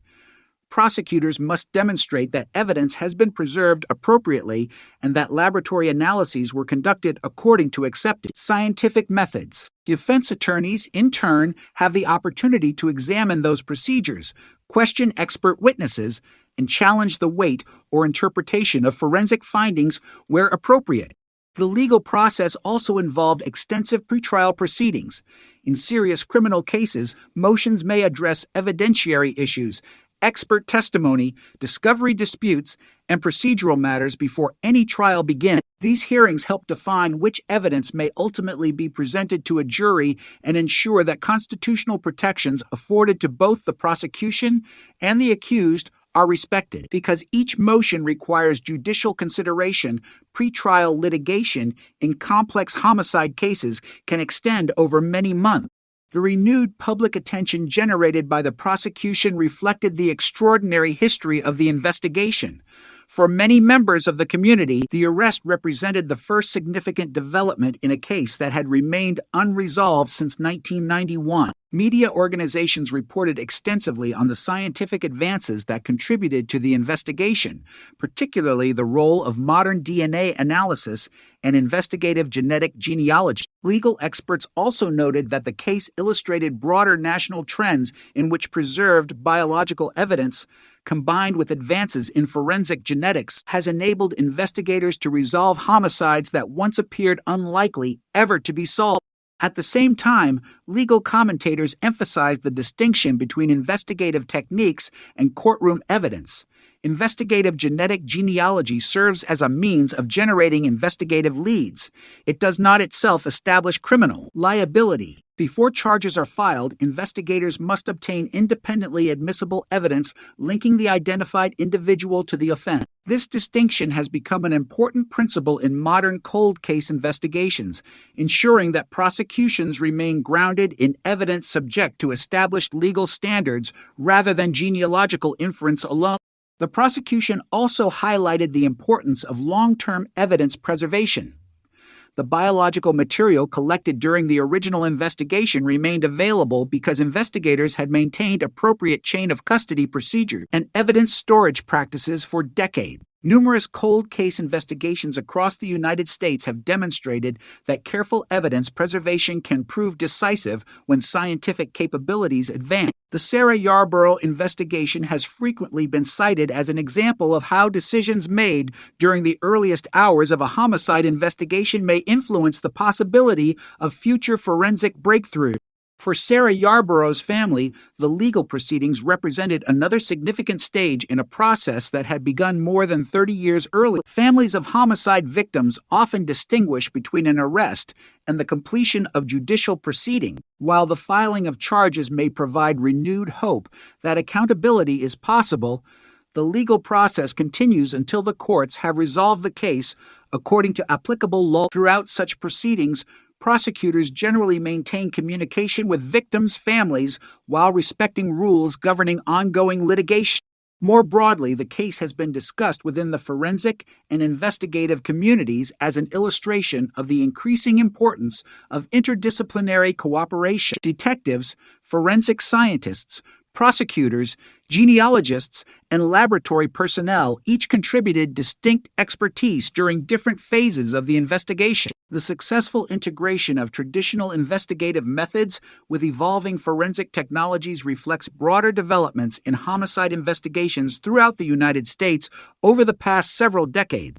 The Sarah Yarborough case also contributed to continuing public discussion regarding investigative genetic genealogy. Since its emergence as an investigative technique, law enforcement agencies have developed policies governing its appropriate use, while legislators, courts, privacy advocates, and forensic experts have examined questions concerning consent, data access, and legal oversight. Although these broader policy discussions extend beyond any individual case, investigations such as this have influenced ongoing conversations about balancing effective law enforcement with privacy protection. Ultimately, the legal process following the identification and arrest of Patrick Nicholas demonstrated that the resolution of a cold case depends not solely upon scientific innovation, but also upon adherence to established legal principles. Advances in forensic genetics may generate investigative opportunities, but criminal convictions require evidence presented in accordance with constitutional safeguards, rules of evidence, and the adversarial judicial process. The case therefore stands not only as an example of technological progress, but also as a reminder that the pursuit of justice in long-standing homicide investigations continues through the court, where factual findings are evaluated under the rule of law rather than public opinion. Here's a factual documentary section you can use about the admissibility of DNA evidence in cold case prosecutions. It is written as a standalone educational segment rather than a continuation of a serialized narrative. DNA evidence has become one of the most influential forms of forensic evidence in modern criminal justice, but its presence alone does not guarantee that it will be admitted in court. Before a jury can consider DNA evidence, prosecutors must demonstrate that it satisfies established legal standards governing scientific reliability, relevance, and authenticity. In cold case prosecutions where biological evidence may have been preserved for decades, these requirements become particularly important because both the collection and long-term preservation of the evidence are subject to careful judicial scrutiny. The admissibility of DNA evidence begins with the crime scene itself. Investigators must document precisely where each biological sample was recovered, who collected it, how it was packaged, and how it was transported to a forensic laboratory. Every transfer of the evidence is recorded through a chain of custody, creating a documented history from the moment of collection until its presentation in court. This documentation helps establish that the evidence has not been altered, contaminated, substituted, or improperly handled. If significant gaps exist in the chain of custody, defense counsel may challenge the reliability or weight of the evidence, although such challenges do not automatically result in exclusion. Modern forensic laboratories operate under rigorous scientific standards. Biological samples undergo validated testing procedures, quality assurance reviews, and technical verification before conclusions are reported. Laboratories typically employ multiple safeguards, including independent technical review, reagent controls, contamination monitoring, and instrument calibration. These procedures are designed to ensure that DNA profiles generated from evidence accurately reflect the biological material submitted for examination. Genue, biology_genetics_evolution _ecology_learning_block, type_ID, PC are _cycle, locale_override, and a key scientific technique underlying modern forensic DNA analysis is the polymerase chain reaction, PCR. PCR enables forensic scientists to amplify extremely small quantities of DNA recovered from crime scene evidence, producing sufficient genetic material for analysis. Since the early 1990s, improvements in PCR technology have dramatically increased the ability of forensic laboratories to analyze degraded or limited biological samples that previously could not produce interpretable results. These technological advances have contributed significantly to the resolution of numerous cold cases. After laboratory testing is completed, forensic experts prepare reports describing the methods used, the quality of the DNA profile obtained, and the statistical significance of any comparison. In criminal proceedings, expert witnesses explain these findings to the court using scientifically accepted terminology. Importantly, experts distinguish between the scientific result itself and the legal conclusion that the jury must ultimately reach. A DNA match does not, by itself, establish every element of a criminal offense. Rather, it constitutes one piece of evidence that must be evaluated alongside witness testimony, documentary evidence, timelines, and other relevant facts. Courts also evaluate whether the scientific methods employed are generally accepted within the forensic community and have been properly applied in the specific case. In the United States, admissibility is governed by jurisdiction-specific evidentiary rules, often informed by standards derived from decisions such as Dober v. Merrill Dow Pharmaceuticals, or, in some jurisdictions, the older Fry standard. Under these frameworks, judges act as gatekeepers, determining whether expert testimony is sufficiently reliable to be presented to the jury. Another important consideration involves the interpretation of DNA evidence. Modern forensic analysis frequently relies upon statistical calculations that estimate the rarity of a particular DNA profile within relevant populations. Experts present these statistical conclusions carefully, emphasizing that they describe the probability of observing the genetic profile rather than assigning a numerical probability of guilt. Courts generally require experts to avoid overstating the significance of DNA evidence, recognizing that scientific findings must be interpreted within the broader factual context of the case. Cold case prosecutions often involve evidence collected many years before trial. Consequently, laboratories and investigators must demonstrate that biological samples were stored under conditions appropriate for long-term preservation. Proper evidence storage, including secure facilities, controlled access, and documented handling procedures, helps maintain the integrity of biological material over extended periods. Numerous successful cold case prosecutions have depended upon evidence that remained scientifically suitable for testing decades after the original investigation because appropriate preservation protocols were followed from the outset. The emergence of investigative genetic genealogy has introduced an additional distinction within the legal process. Investigative genetic genealogy is generally used to generate investigative leads rather than as evidence introduced to prove guilt at trial. Once genealogy identifies a possible suspect, investigators seek independent admissible evidence, such as a lawfully obtained reference DNA sample, which can then be compared directly with the crime scene profile using established forensic laboratory procedure. This distinction ensures that criminal prosecutions remain grounded in evidence meeting conventional evidentiary standards rather than genealogical inference alone. Defense counsel plays a critical role in evaluating forensic evidence. Attorneys may examine laboratory documentation, question chain of custody records, consult independent forensic experts, and cross-examine prosecution witnesses regarding testing methods, statistical interpretation, or possible limitations. This adversarial process is a fundamental feature of criminal justice systems and contributes to the careful evaluation of scientific evidence before a verdict is reached. Ultimately, the admissibility of DNA evidence reflects the intersection of science and law. Scientific advances have dramatically expanded the ability of investigators to identify individuals from biological evidence, particularly in cold cases where traditional investigative methods reached their limits decades earlier. At the same time, courts continue to require that such evidence be collected, preserved, analyzed, and presented according to rigorous legal and scientific standards. This balance helps ensure that forensic DNA evidence serves its intended purpose, providing reliable, objective information that assists the court in determining the facts while preserving the procedural safeguards fundamental to a fair trial. The widespread acceptance of forensic DNA evidence in criminal courts did not occur overnight.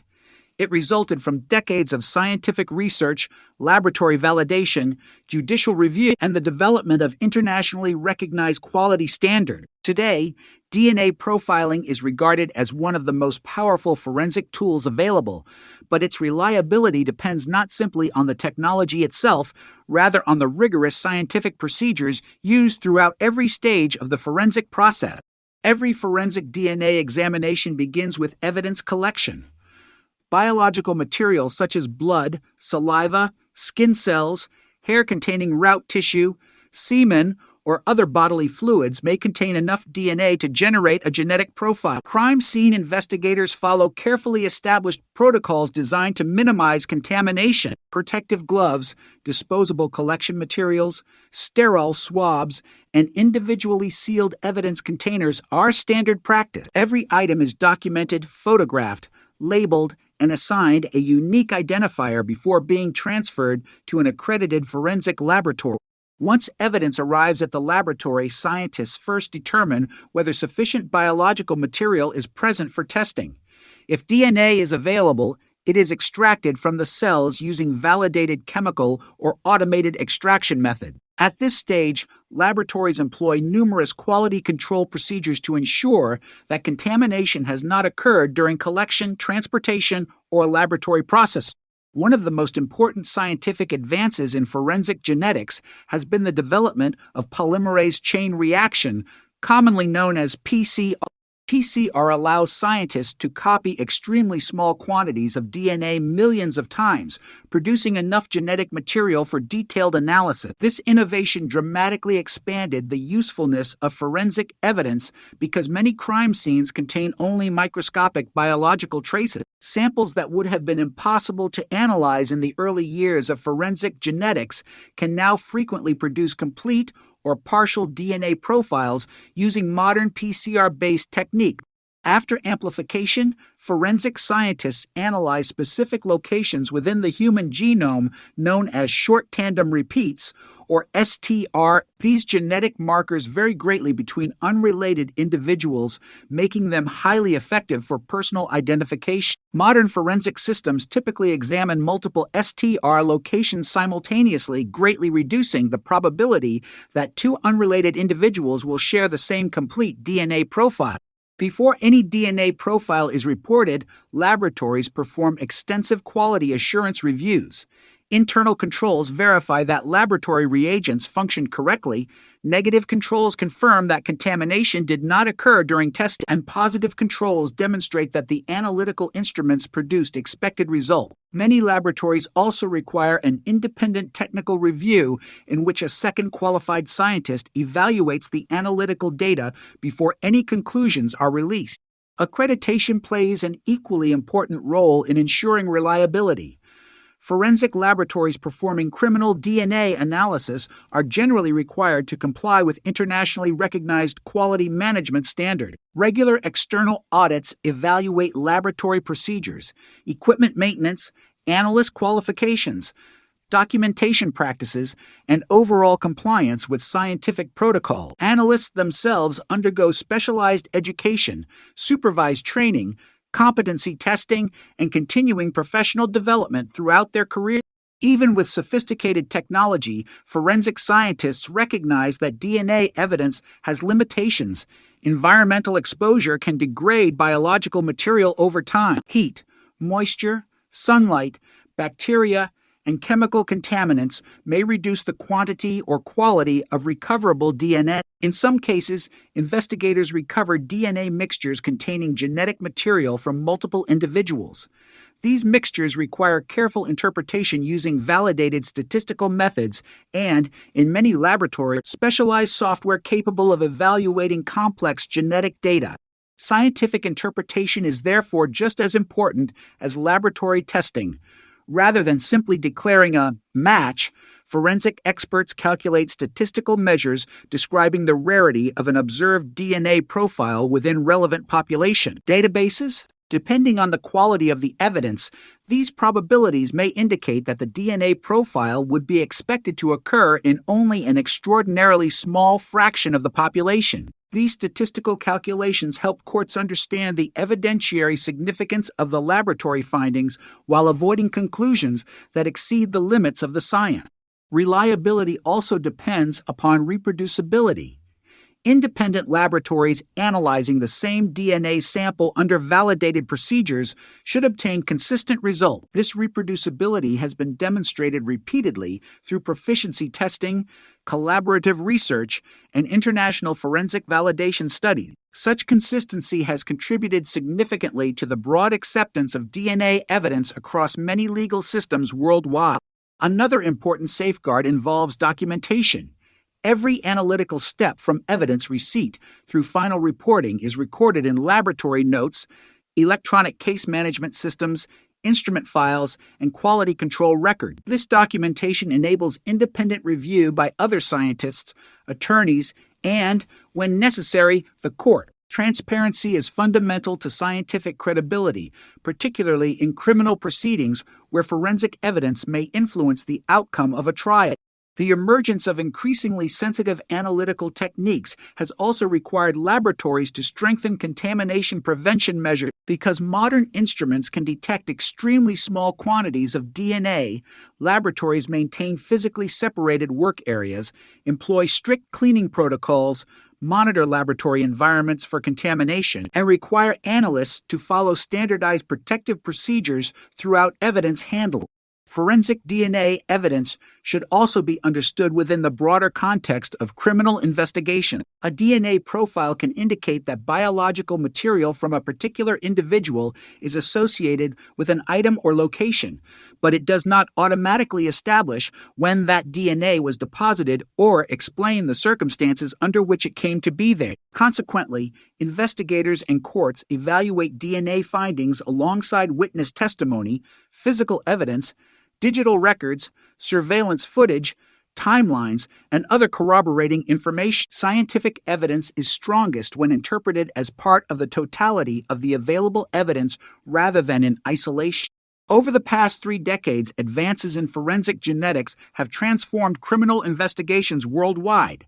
Thousands of previously unsolved cases have been revisited using modern DNA technology, while many wrongly accused individuals have also been exonerated through post-conviction DNA testing. This dual contribution to both identifying offenders and excluding innocent persons illustrates why forensic DNA has become one of the most influential scientific developments in modern criminal justice.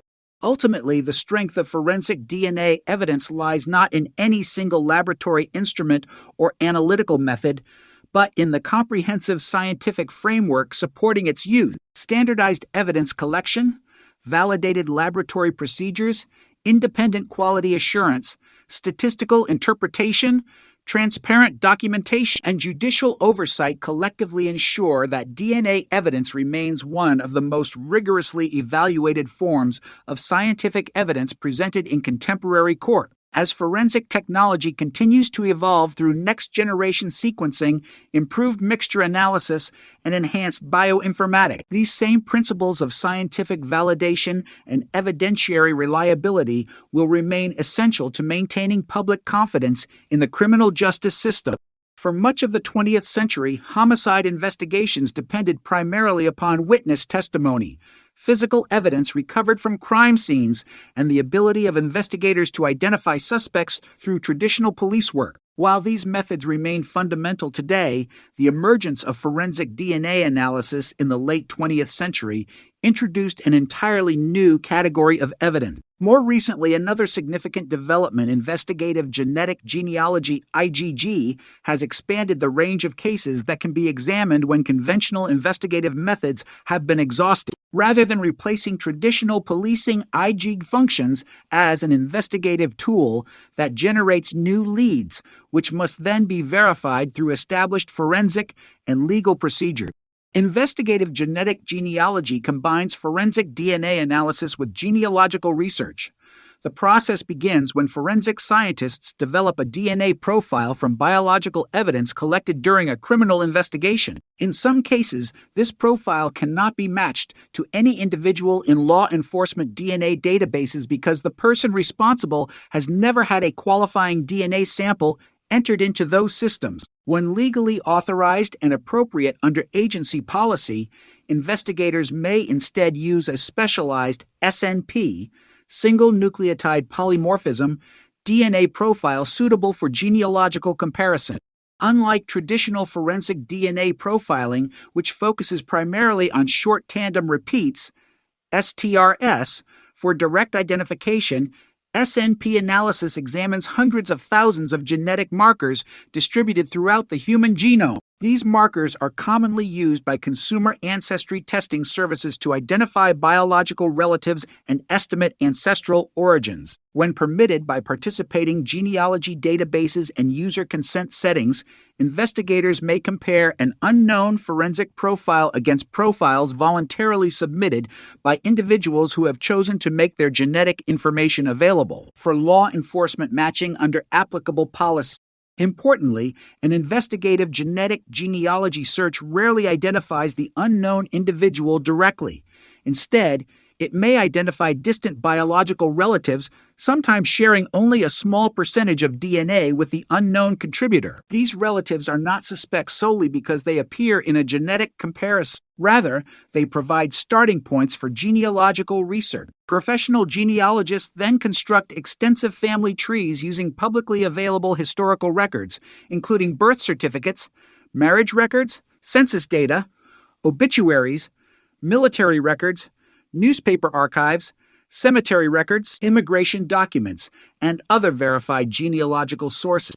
As family trees expand across multiple generations, genealogists identify individuals whose age, geographic location, biological relationships, and other documented characteristics may be consistent with the unknown DNA contributor. This process often requires months of detailed historical research. Family relationships must be verified through documentary evidence rather than assumption, and investigators typically narrow hundreds or even thousands of possible descendants before identifying a relatively small group of individuals who warrant additional investigative attention. At this stage, traditional detective work again becomes essential. Investigators examine documented timelines, residential histories, employment records where legally available, travel opportunities, witness statements, and any evidence connecting a potential individual to the crime under investigation. Genealogy alone cannot establish criminal responsibility. Instead, it serves to prioritize investigative resources toward individuals whose documented histories justify further examination. If investigators develop probable cause or another lawful basis for obtaining a reference DNA sample, they compare that sample directly with the forensic DNA profile recovered from the crime scene. This laboratory comparison uses established forensic DNA methods rather than genealogical analysis. Only after an independently obtained reference sample is scientifically compared to the forensic evidence can investigators evaluate whether sufficient admissible evidence exists to support criminal charges. This distinction between genealogy and forensic confirmation represents one of the most important legal principles governing investigative genetic genealogy. Genealogical research generates investigative leads. It does not constitute proof of guilt. Criminal prosecutions remain dependent upon evidence that satisfies conventional rules governing admissibility, reliability, and scientific validation. Courts generally evaluate the final forensic DNA comparison together with all other relevant evidence rather than relying upon genealogical relationships themselves. The development of investigative genetic genealogy has generated significant discussion among forensic scientists, legal scholars, privacy advocates, and policymakers. Supporters emphasize its demonstrated ability to identify previously unknown offenders in cases where all traditional investigative methods had failed, while also helping identify unidentified human remains and restore names to individuals whose identities had been unknown for decades. At the same time, privacy advocates have encouraged clear legal frameworks governing when and how genealogy databases may be used by law enforcement, emphasizing informed consent, transparency, and judicial oversight. In response, many genealogy service providers have adopted explicit user consent policies allowing individuals to determine whether their genetic information may participate in law enforcement matching for violent crimes or unidentified human remains investigations. Law enforcement agencies have similarly developed internal guidelines limiting the circumstances under which investigative genetic genealogy may be employed, generally reserving its use for serious violent offenses after conventional investigative methods have been exhausted. Professional standards have also continued to evolve. Organizations representing forensic scientists, genealogists, prosecutors, and investigators have published guidance addressing documentation, quality assurance, ethical responsibility, and investigative procedures. These standards encourage careful separation between genealogical hypothesis generation and forensic confirmation while promoting transparency throughout the investigative process. Investigative genetic genealogy has also demonstrated value beyond criminal prosecutions. The same techniques have helped identify previously unidentified human remains, allowing families to learn the fate of missing relatives after many years of uncertainty. In these humanitarian applications, genealogy serves not to identify criminal suspects, but to restore identity to individuals whose names had been lost over time. Such investigations illustrate the broader potential of forensic genetics to address long-standing questions affecting families and communities. As DNA sequencing technologies continue to advance, researchers anticipate further improvements in forensic genealogy. More efficient laboratory methods, expanded historical record digitization, improved bioinformatics, and enhanced genealogical software may continue increasing the ability of investigators to reconstruct biological relationships from complex genetic data. At the same time, ethical oversight and legal regulation are expected to remain central considerations, ensuring that technological capabilities develop alongside appropriate privacy protections and procedural safeguards.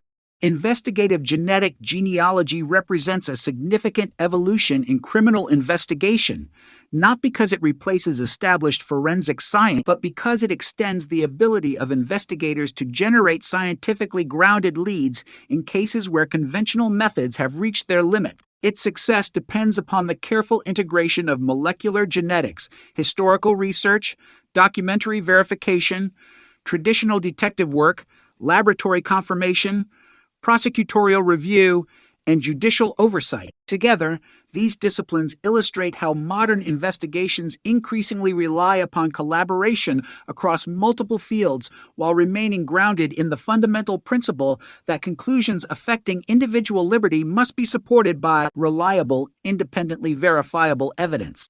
A homicide investigation does not necessarily end when immediate investigative leads are exhausted. In many jurisdictions, unsolved murders are transferred to specialized cold case units, where detectives continue reviewing evidence long after the original investigation has concluded. The term cold case does not imply that investigators have abandoned the search for answers.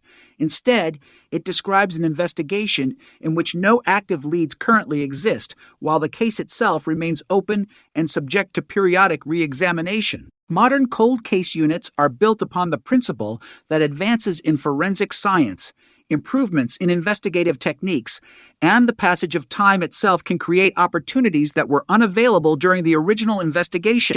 The preservation of physical evidence forms the foundation of every successful cold case investigation.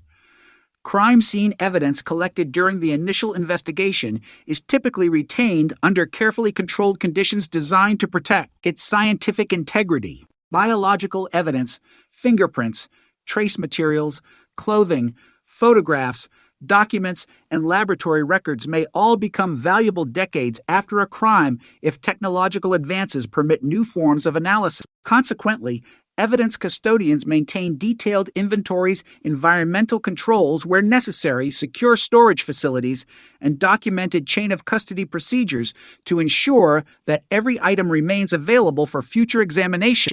Equally important is the preservation of investigative documentation. Homicide investigations often generate thousands of pages of reports, interview transcripts, forensic laboratory records, crime scene diagrams, photographs, search warrant returns, correspondence, and analytical note. These materials provide future investigators with a comprehensive record of the original inquiry. Modern agencies increasingly digitize these files, allowing investigators to search, compare, and organize information more efficiently while preserving the original paper records whenever appropriate. Cold case reviews typically begin with a complete reassessment of the investigative file. Rather than assuming that earlier conclusions remain correct, detectives evaluate the evidence from the beginning, asking whether new information, scientific advances, or investigative techniques justify reconsidering previous assumptions. This process often includes reconstructing timelines, verifying witness statements against documentary evidence, reviewing crime scene photographs with modern analytical methods, and identifying physical evidence suitable for additional forensic testing. One significant advantage available to contemporary investigators is the remarkable progress made in forensic science over recent decades. Biological samples that once produced inconclusive laboratory results may now yield complete DNA profiles using modern analytical techniques. Latent fingerprints can be enhanced through improved imaging technologies. Digital image processing may reveal details within photographs that were difficult to identify using earlier methods. Advances in chemistry, microscopy, and trace evidence analysis have similarly expanded the range of information recoverable from preserved evidence. The decision to conduct additional laboratory testing requires careful planning. biological evidence is often limited in quantity, meaning that every examination consumes at least part of the available material. Forensic scientists therefore work closely with investigators to determine whether the expected benefits of new testing justify the use of preserved evidence. Such decisions consider factors including the quality of the remaining sample, the capabilities of current laboratory methods, and the likelihood that meaningful results may be obtained. Witness re-interviews also play a significant role in cold case investigations.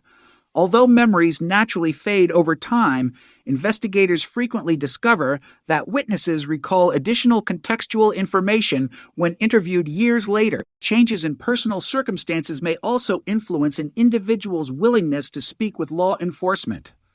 A witness reluctant to cooperate during the original investigation may later provide information after concerns regarding personal safety, family relationships, or other circumstances have changed. Detectives nevertheless evaluate all newly obtained information carefully, recognizing that recollections formed many years after an event require careful corroboration. Technological developments have transformed the manner in which investigators manage information. Digital databases enable detectives to compare reports across jurisdictions, search historical records rapidly, identify patterns among unsolved cases, and organize extensive investigative materials more efficiently than was possible when many older homicide investigations began. Geographic information systems, digital mapping, and analytical software further assist investigators in identifying relationships that may not have been readily apparent within paper files alone. Interagency cooperation has likewise become increasingly important. Violent offenders may travel across county or state boundaries, while forensic evidence developed in one jurisdiction may prove relevant to investigations elsewhere. Cold case units therefore routinely collaborate with state laboratories, federal agencies, prosecutors, forensic specialists, and neighboring law enforcement organizations. Such partnerships facilitate information sharing while allowing investigators to access specialized expertise not always available within a single agency. The emergence of national forensic databases has further strengthened cold case investigations.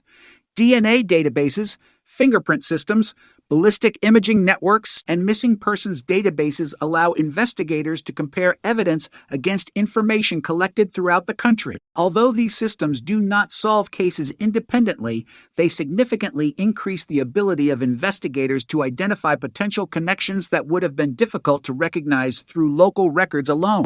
Media engagement remains another valuable investigative tool. Responsible public appeals may generate new information by reminding communities that an investigation remains active. Advances in digital communication have expanded the reach of these appeals beyond traditional television and newspaper reporting, enabling law enforcement agencies to distribute photographs, timeline, and requests for information through official online platforms. Detectives generally encourage the public to report factual observations while emphasizing that all information must be independently verified before influencing investigative decisions. Cold case investigations also benefit from multidisciplinary expertise. Modern review teams frequently include homicide detectives, forensic scientists, crime analysts, prosecutors, forensic pathologists, digital evidence specialists, where appropriate, forensic genealogists. Each discipline contributes unique knowledge that strengthens the overall investigation. This collaborative approach reflects the increasing complexity of modern criminal investigations and the recognition that no single specialty possesses all expertise required to evaluate every aspect of a decades-old case. Not every cold case results in an arrest.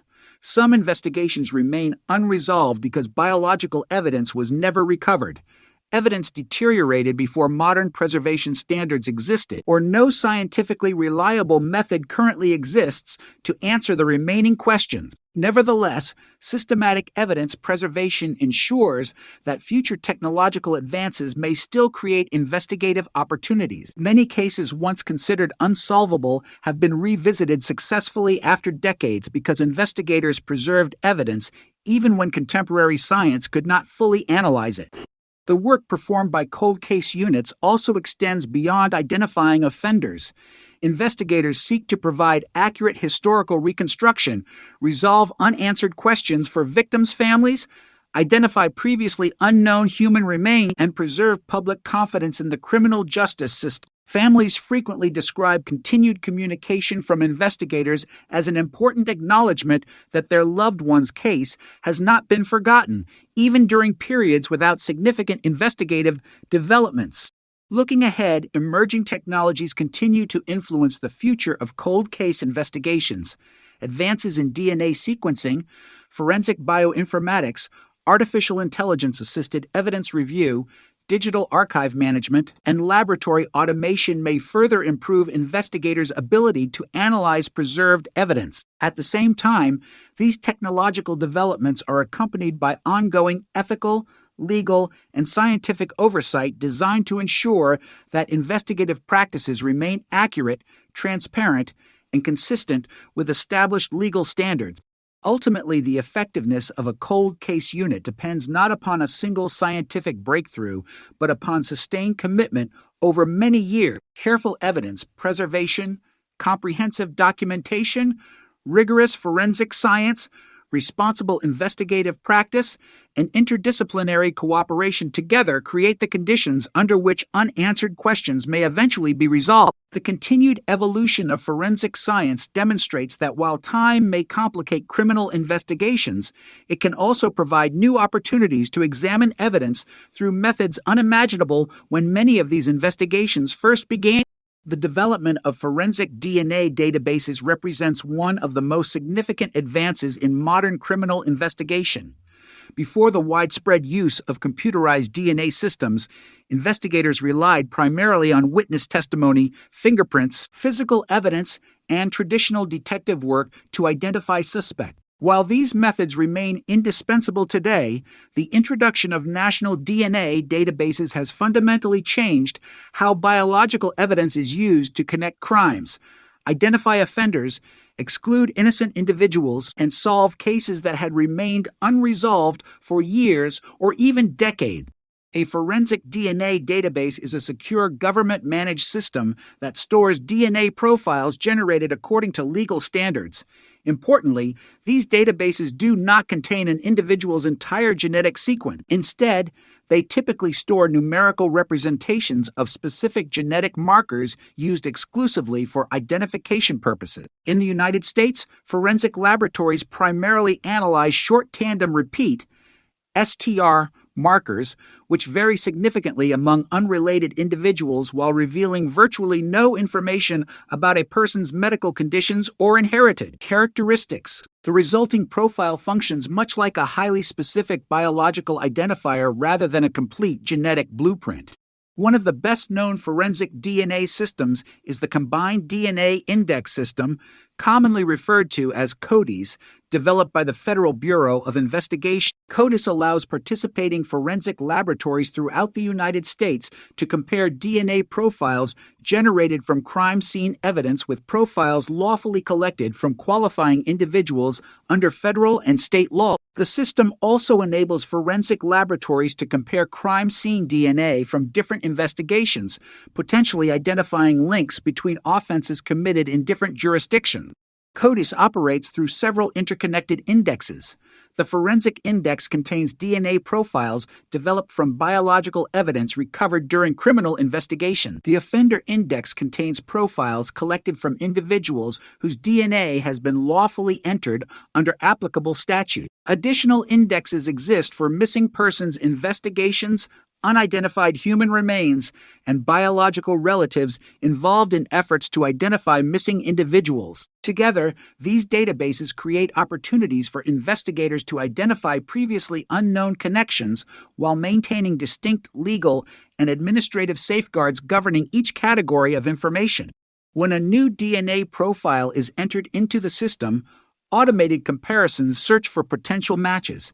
If a forensic profile developed from a crime scene matches a lawfully entered offender profile, investigators receive a lead that may identify an individual requiring further investigation. Likewise, if biological evidence from two separate crime scenes matches, investigators may conclude that the same unknown individual contributed DNA to both locations. Such connections can reveal crime patterns that might otherwise remain undiscovered, particularly when offenses occur in different cities or states. It is important to understand that a database match does not itself establish criminal responsibility. A DNA match constitutes an investigative lead that must be evaluated alongside all other available evidence. Detectives continue examining witness statements, timelines, surveillance records, digital evidence, physical evidence, and any lawful explanations for the presence of biological material. Prosecutors likewise evaluate the totality of the evidence before determining whether criminal charges are appropriate. The criminal justice system requires proof beyond a reasonable doubt, not simply the existence of a database match. Forensic DNA databases have also played an important role in identifying serial offenders.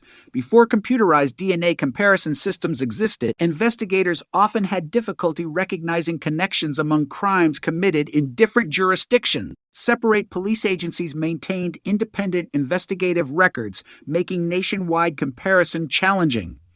DNA databases now permit biological evidence recovered in one investigation to be compared with evidence submitted elsewhere, allowing investigators to identify linked cases regardless of geographic boundary. This capability has contributed to the resolution of numerous serial violent crime investigations. Equally significant is the role of DNA databases in excluding innocent individuals.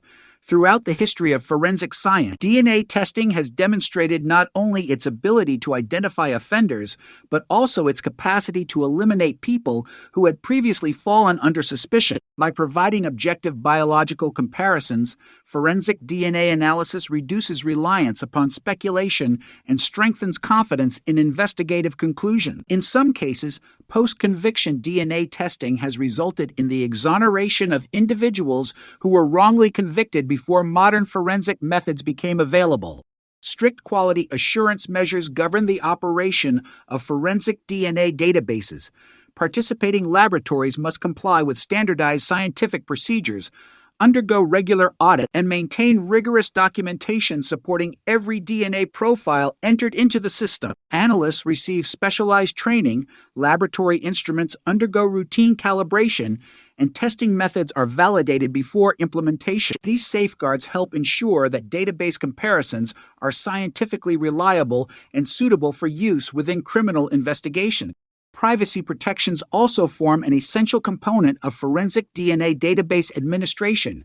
Statutory rules generally specify which individuals may have DNA profiles entered into government databases, how those profiles may be used, and under what circumstances records may be removed. Database access is typically restricted to authorized personnel performing official duties, while laboratory procedures are designed to protect the confidentiality and integrity of stored information. Policymakers continue evaluating these protections as technology evolves, seeking to balance effective law enforcement with individual privacy rights. Outside the United States, many countries have developed comparable forensic DNA database systems. While eligibility criteria, legal safeguards, and administrative structures vary among jurisdictions, the underlying objective remains consistent: to facilitate scientifically reliable comparison of DNA profiles generated during criminal investigations while protecting legal rights and maintaining public confidence in forensic science. International cooperation has also expanded through agreements permitting limited information sharing in accordance with applicable domestic laws and international legal framework. The emergence of investigative genetic genealogy has sometimes led to confusion regarding its relationship with forensic DNA databases. Although both involve DNA analysis, they serve distinct investigative purposes. Traditional forensic databases such as CODIS compare ST, are profiles collected under statutory authority. Investigative genetic genealogy, by contrast, uses specially prepared SNP profiles to identify biological relatives through participating genealogy databases where users have provided appropriate consent. Importantly, genealogy serves only to generate investigative leads. Any eventual prosecution relies upon independently obtained forensic DNA evidence analyzed under established evidentiary standards rather than genealogical relationships themselves. Looking toward the future, forensic DNA databases will likely continue evolving alongside advances in laboratory technology, bioinformatics, and digital evidence management. Improvements in DNA sequencing, enhanced statistical interpretation, more efficient laboratory automation, and expanded international cooperation may further strengthen the investigative value of biological evidence. At the same time, ongoing scientific review, judicial oversight, legislative regulation, and public discussion will remain essential to ensuring that these powerful technologies are used responsibly, transparently, and consistently with constitutional and human rights principles. Ultimately, forensic DNA databases demonstrate how scientific innovation can strengthen criminal investigations while also protecting the innocent. Their effectiveness depends not simply upon advanced laboratory techniques, but upon the integration of careful evidence collection, validated scientific methods, rigorous quality assurance, legal safeguards, and responsible investigative practice. When combined with traditional detective work and thorough judicial review, these systems have become an indispensable component of modern forensic science, contributing to the resolution of countless investigations while reinforcing the principle that objective scientific evidence should be evaluated within the broader framework of fairness, accuracy, and the rule of law. Forensic DNA science has advanced at an extraordinary pace since its first use in criminal investigations during the 1980s. Techniques that once required large quantities of biological material, weeks of laboratory analysis, and highly specialized equipment have gradually evolved into faster, more sensitive, and more sophisticated methods capable of generating reliable results from extremely small or degraded samples. Yet forensic scientists widely agree that the current generation of DNA technology represents only one stage in a rapidly evolving scientific field. Research laboratories around the world continue developing new analytical techniques that may further improve the ability of investigators to identify unknown individuals, reconstruct biological relationships, and interpret complex forensic evidence while maintaining rigorous scientific standards. One of the most significant areas of ongoing research involves next-generation sequencing, NGS, also known as massively parallel sequencing. Traditional forensic DNA profiling examines the length of specific genetic markers, primarily short tandem repeats, STRS, that vary among individuals. Next-generation sequencing expands this approach by determining the precise nucleotide sequence within selected regions of DNA. This additional genetic information may improve the ability of forensic scientists to distinguish between individuals whose conventional ST or profiles appear highly similar, resolve complex DNA mixtures, and obtain useful information from highly degraded biological samples. Another promising development concerns the analysis of challenging DNA mixtures. Many crime scenes contain biological material from multiple individuals rather than a single contributor. Such mixtures may arise naturally in everyday environments where numerous people have handled the same objects or occupied the same location. Modern forensic laboratories increasingly employ probabilistic genotyping software to assist scientists in interpreting these complex genetic datasets. Rather than replacing expert judgment, these statistical systems evaluate multiple possible explanations for the observed DNA profile and calculate the relative likelihood of different contributor combinations using validated mathematical models. Courts has continued evaluating the appropriate use of such software through expert testimony and scientific review. Research into forensic epigenetics represents another emerging area of interest. Unlike conventional DNA profiling, which focuses upon inherited genetic variation, epigenetics examines chemical modifications that influence gene activity without altering the underlying DNA sequence. Scientists are investigating whether certain epigenetic markers may eventually provide limited information regarding tissue type, approximate biological age, or environmental exposure under carefully validated conditions. Although these techniques remain the subject of active research and are not currently used routinely for individual identification in criminal investigations, they illustrate the expanding scope of forensic molecular biology. Scientists are also exploring methods capable of identifying the biological source of forensic DNA.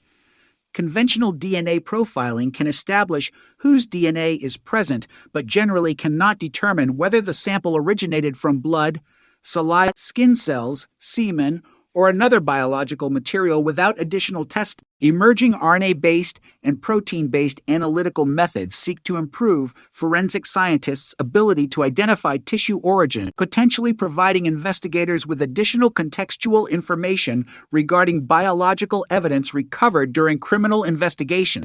Rapid DNA technology has likewise attracted considerable attention. Unlike traditional laboratory analysis, which often requires transportation of evidence to centralized forensic laboratories, rapid DNA instruments are designed to generate DNA profiles within a significantly shorter period under controlled conditions. Current applications remain subject to legal and regulatory limitations, and many jurisdictions continue requiring laboratory confirmation before forensic results are used in criminal proceedings. Nevertheless, researchers continue evaluating how rapid analytical systems may improve investigative efficiency while maintaining scientific reliability and quality assurance. Advances in bioinformatics have become equally important. Modern DNA analysis generates substantial quantities of digital information requiring sophisticated computational methods for interpretation. Bioinformatics specialists develop algorithms capable of organizing, comparing, and statistically evaluating complex genetic data while minimizing analytical error. As sequencing technologies become increasingly detailed, computational methods will play an even greater role in transforming laboratory observations into scientifically meaningful conclusions. Artificial intelligence has also emerged as a potential tool supporting forensic science, although its role remains carefully defined. Researchers are evaluating machine learning systems capable of assisting with pattern recognition, quality control, laboratory workflow management, and evidence prioritization. Importantly, AI systems are generally viewed as decision support tools rather than autonomous decision makers. Human forensic scientists remain responsible for evaluating evidence, interpreting laboratory findings, documenting conclusions, and providing expert testimony before the court. As forensic technologies become increasingly powerful, ethical considerations continue receiving significant attention. Scientific capability alone does not determine whether a forensic method should be adopted for routine investigative use. Researchers, policymakers, judges, legal scholars, and privacy experts evaluate new technologies according to principles including scientific validity, transparency, reproducibility, proportionality, and protection of individual rights. Public confidence in forensic science depends not only upon technological innovation, but also upon clear legal frameworks governing how such technologies may be employed. Validation remains one of the central principles underlying every new forensic method. Before any analytical technique is introduced into operational casework, laboratories conduct extensive validation studies examining accuracy, precision, reproducibility, sensitivity, specificity, and potential limitation. Independent scientific review, peer-reviewed publication, proficiency testing, and accreditation standards help ensure that new methods satisfy established forensic quality requirements before influencing criminal investigation.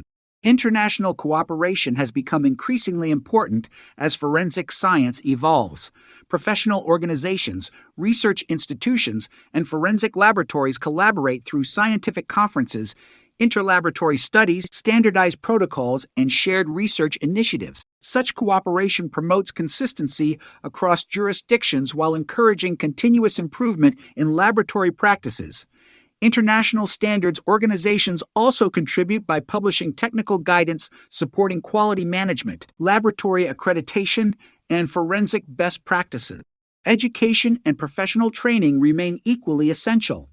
As laboratory technologies become more sophisticated, forensic scientists require continuing education in molecular genetics, statistics, bioinformatics, quality assurance, and legal procedure. Universities, forensic institutes, and professional organizations increasingly offer specialized training programs designed to prepare scientists for the evolving demands of modern forensic casework. Ongoing competency assessment ensures that analysts remain proficient as technologies continue advancing.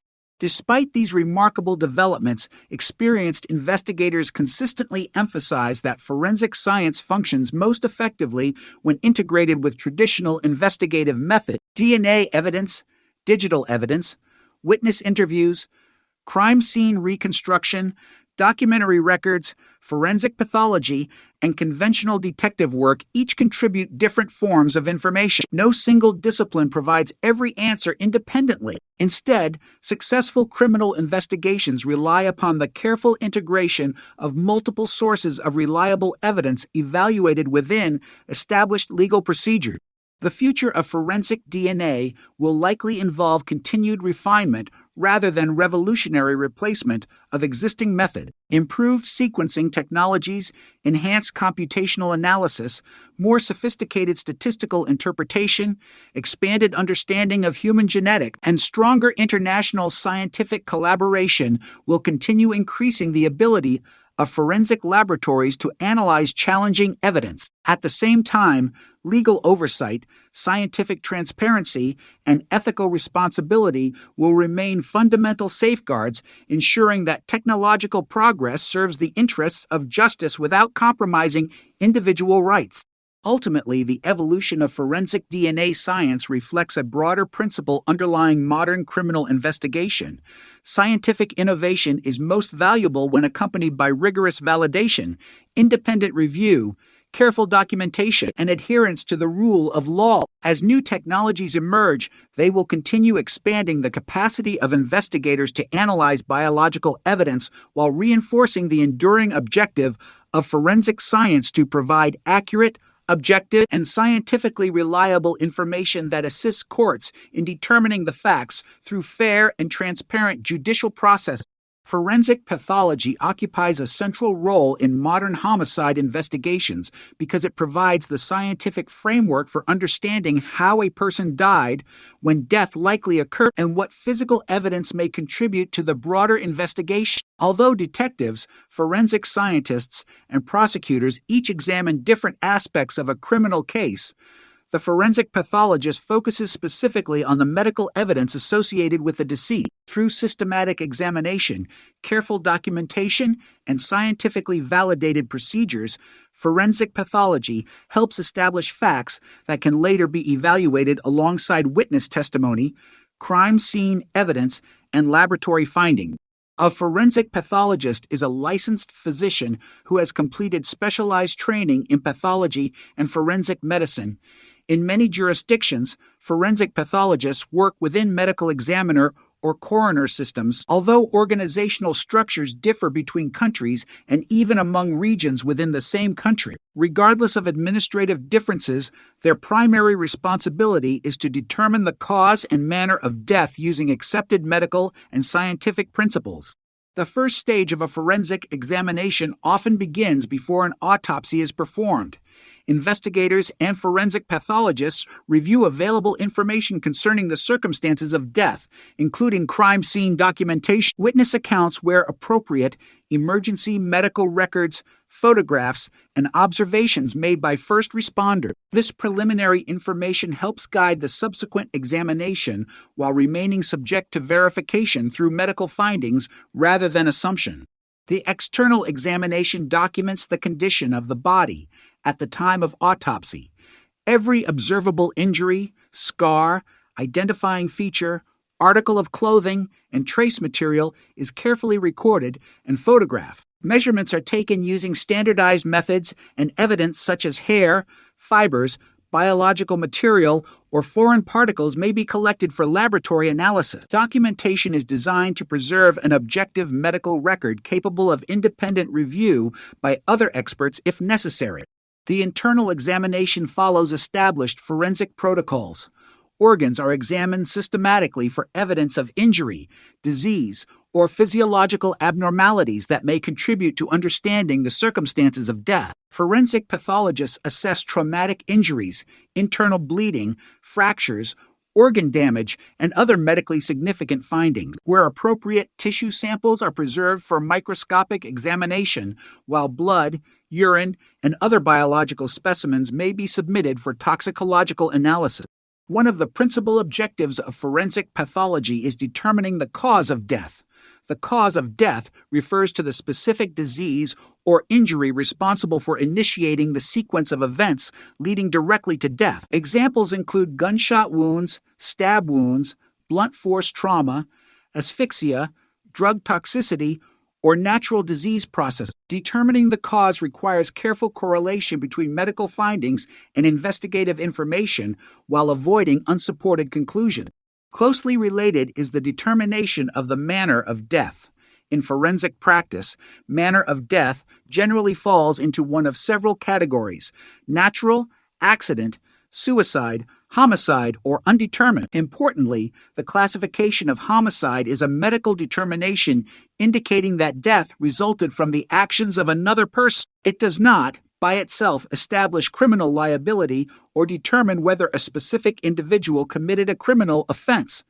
Questions regarding criminal responsibility remain matters for law enforcement investigations and judicial proceedings. Estimating the post-mortem interval, the time between death and examination, represents another important aspect of forensic pathology. Contrary to popular portrayals in fictional crime dramas, determining the exact time of death is often impossible. Instead, forensic pathologists evaluate multiple biological and environmental factors, including body temperature, rigor mortis, livor mortis, decomposition, insect activity, where applicable, environmental conditions, and available investigative information. These observations allow experts to estimate a probable time range rather than an exact moment. Toxicology frequently complements the autopsy process. Specialized forensic laboratories analyze biological specimens to identify the presence of alcohol, prescription medications, illicit substances, toxin, or other chemicals that may have influenced the circumstances of death. Toxicological findings require careful interpretation because the mere presence of a substance does not necessarily establish that it caused or contributed to death. Pathologists evaluate laboratory results within the broader medical and investigative context. Advances in medical imaging have increasingly supplemented traditional autopsy technique. Postmortem computed tomography, CORT, magnetic resonance imaging, MRE, and three-dimensional reconstruction technologies allow forensic specialists to document skeletal injuries, retained projectiles, foreign objects, and certain internal findings with exceptional precision. While these imaging methods do not replace conventional autopsy in many homicide investigations, they provide valuable additional documentation and may assist in complex forensic reconstruction. Histopathology also contributes important information. Tissue samples examined under the microscope may reveal disease processes, patterns of injury, inflammation, healing responses, or other microscopic findings not visible during gross examination. Such analyses help distinguish injuries occurring before death from postmortem changes and may clarify medical questions arising during the investigation. Forensic pathology rarely functions in isolation. Medical examiners routinely collaborate with forensic anthropologists, odontologists, radiologists, toxicologists, DNA analysts, entomologists, and crime scene investigators depending upon the circumstances of each case. This multidisciplinary approach strengthens the scientific foundation of homicide investigations by integrating expertise from multiple forensic disciplines.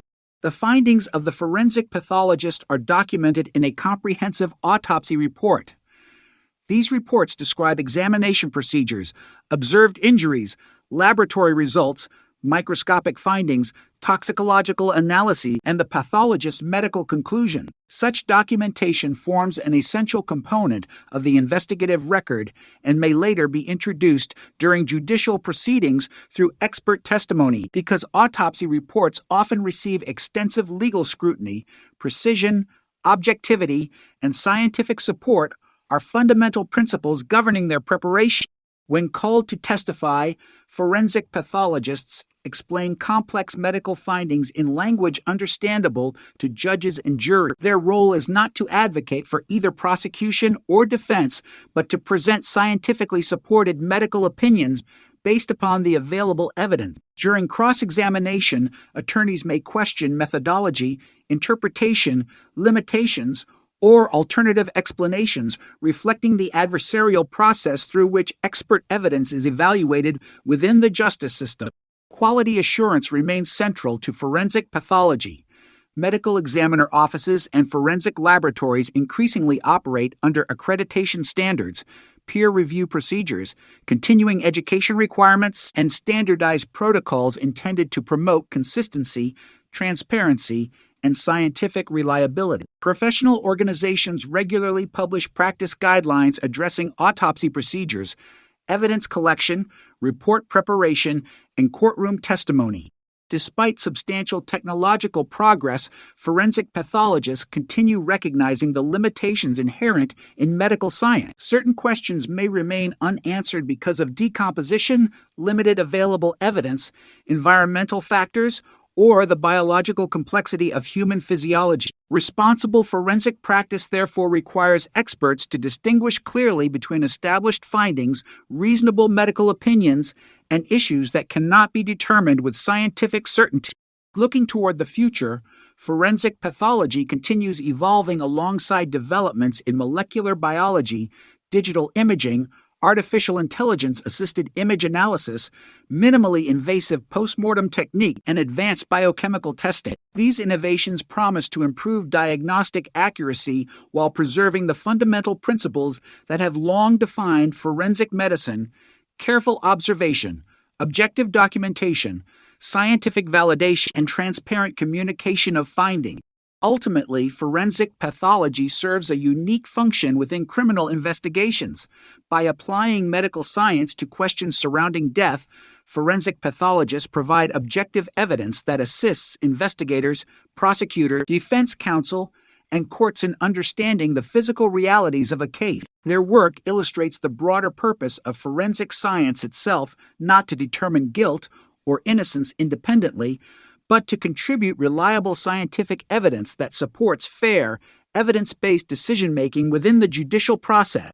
Although DNA analysis has become one of the most recognized tools in forensic science, forensic biology encompasses a much broader scientific discipline. Long before a DNA profile is generated, forensic biologists are responsible for identifying, documenting, preserving, and interpreting biological evidence recovered from crime scenes. Their work begins at the earliest stages of an investigation and often determines whether later laboratory analyses will produce meaningful and scientifically reliable results. Every successful forensic DNA examination depends upon the careful application of biological principles long before sophisticated laboratory instruments become involved.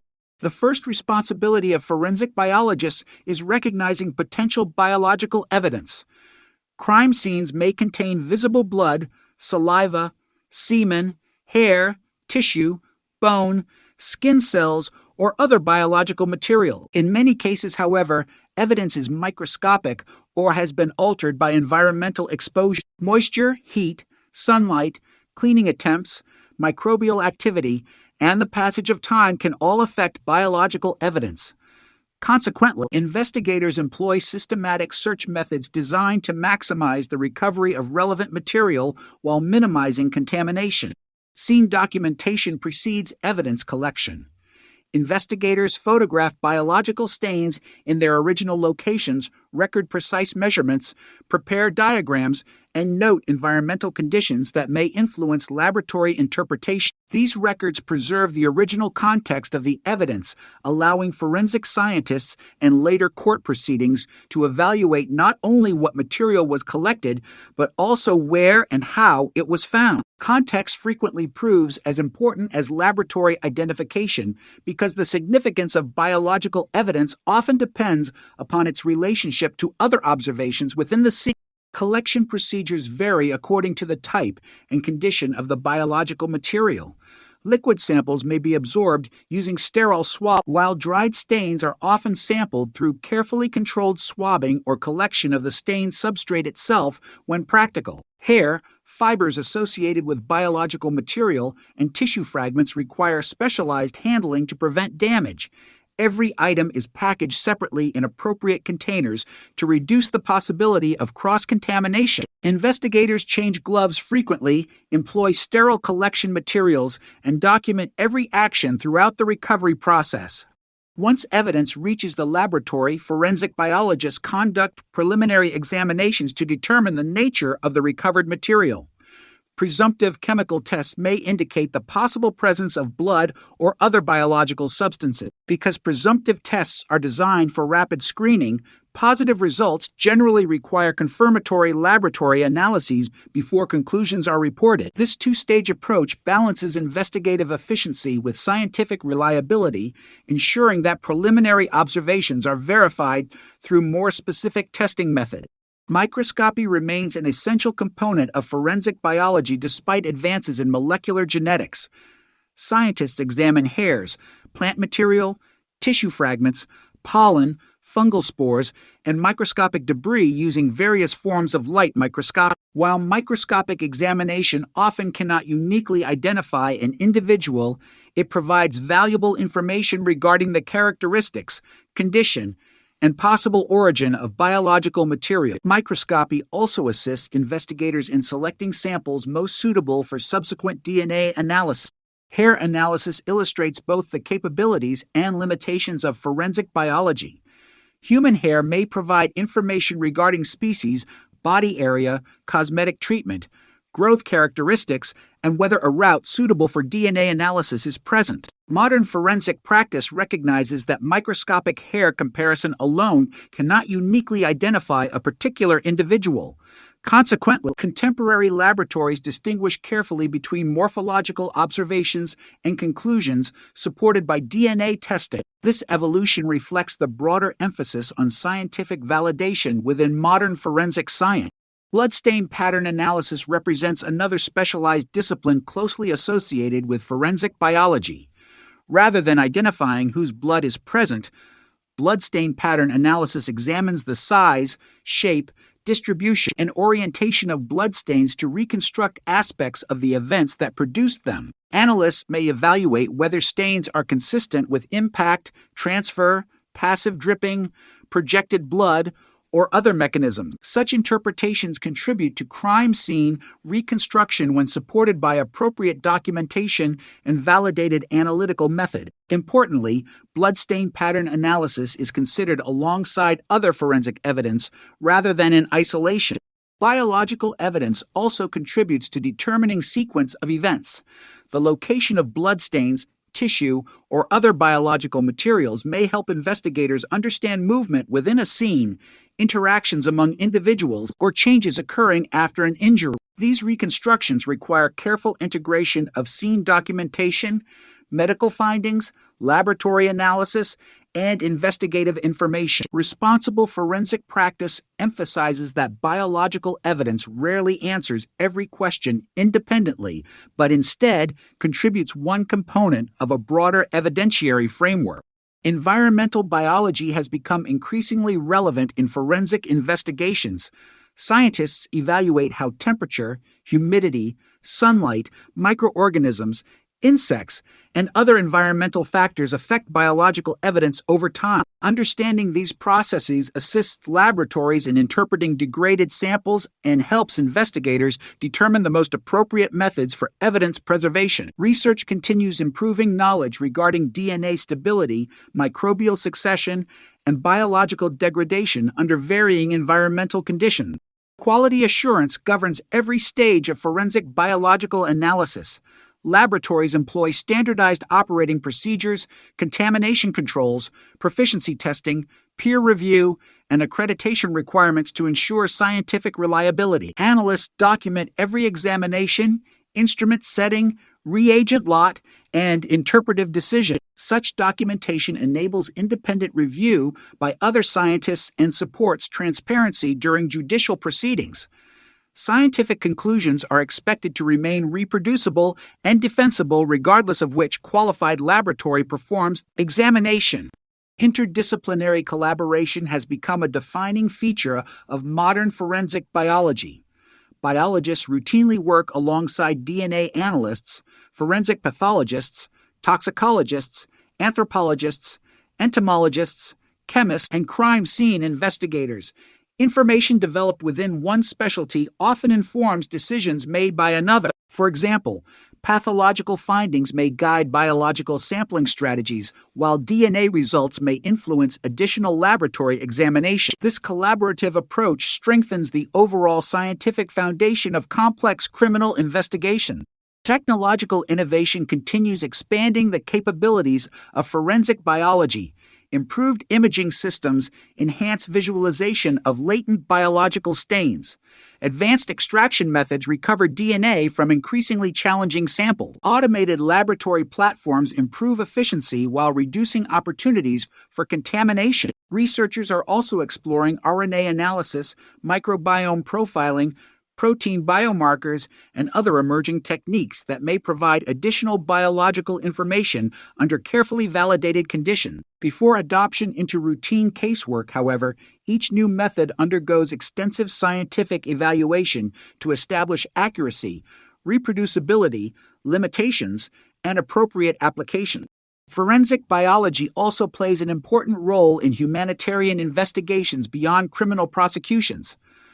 Biological evidence contributes to the identification of disaster victims, missing persons, unidentified human remains, victims of armed conflict, and historical human remains investigation. The scientific principles governing evidence collection, laboratory analysis, quality assurance, and documentation remain fundamentally consistent across these diverse applications, illustrating the broad societal value of forensic biological science.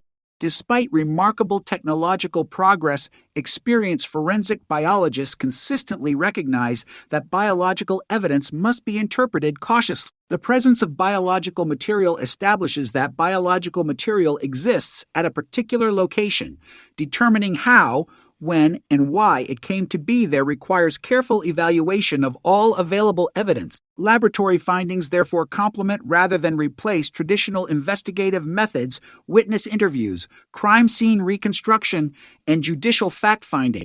Ultimately, forensic biology represents the intersection of molecular science, ecology, medicine, chemistry, and criminology.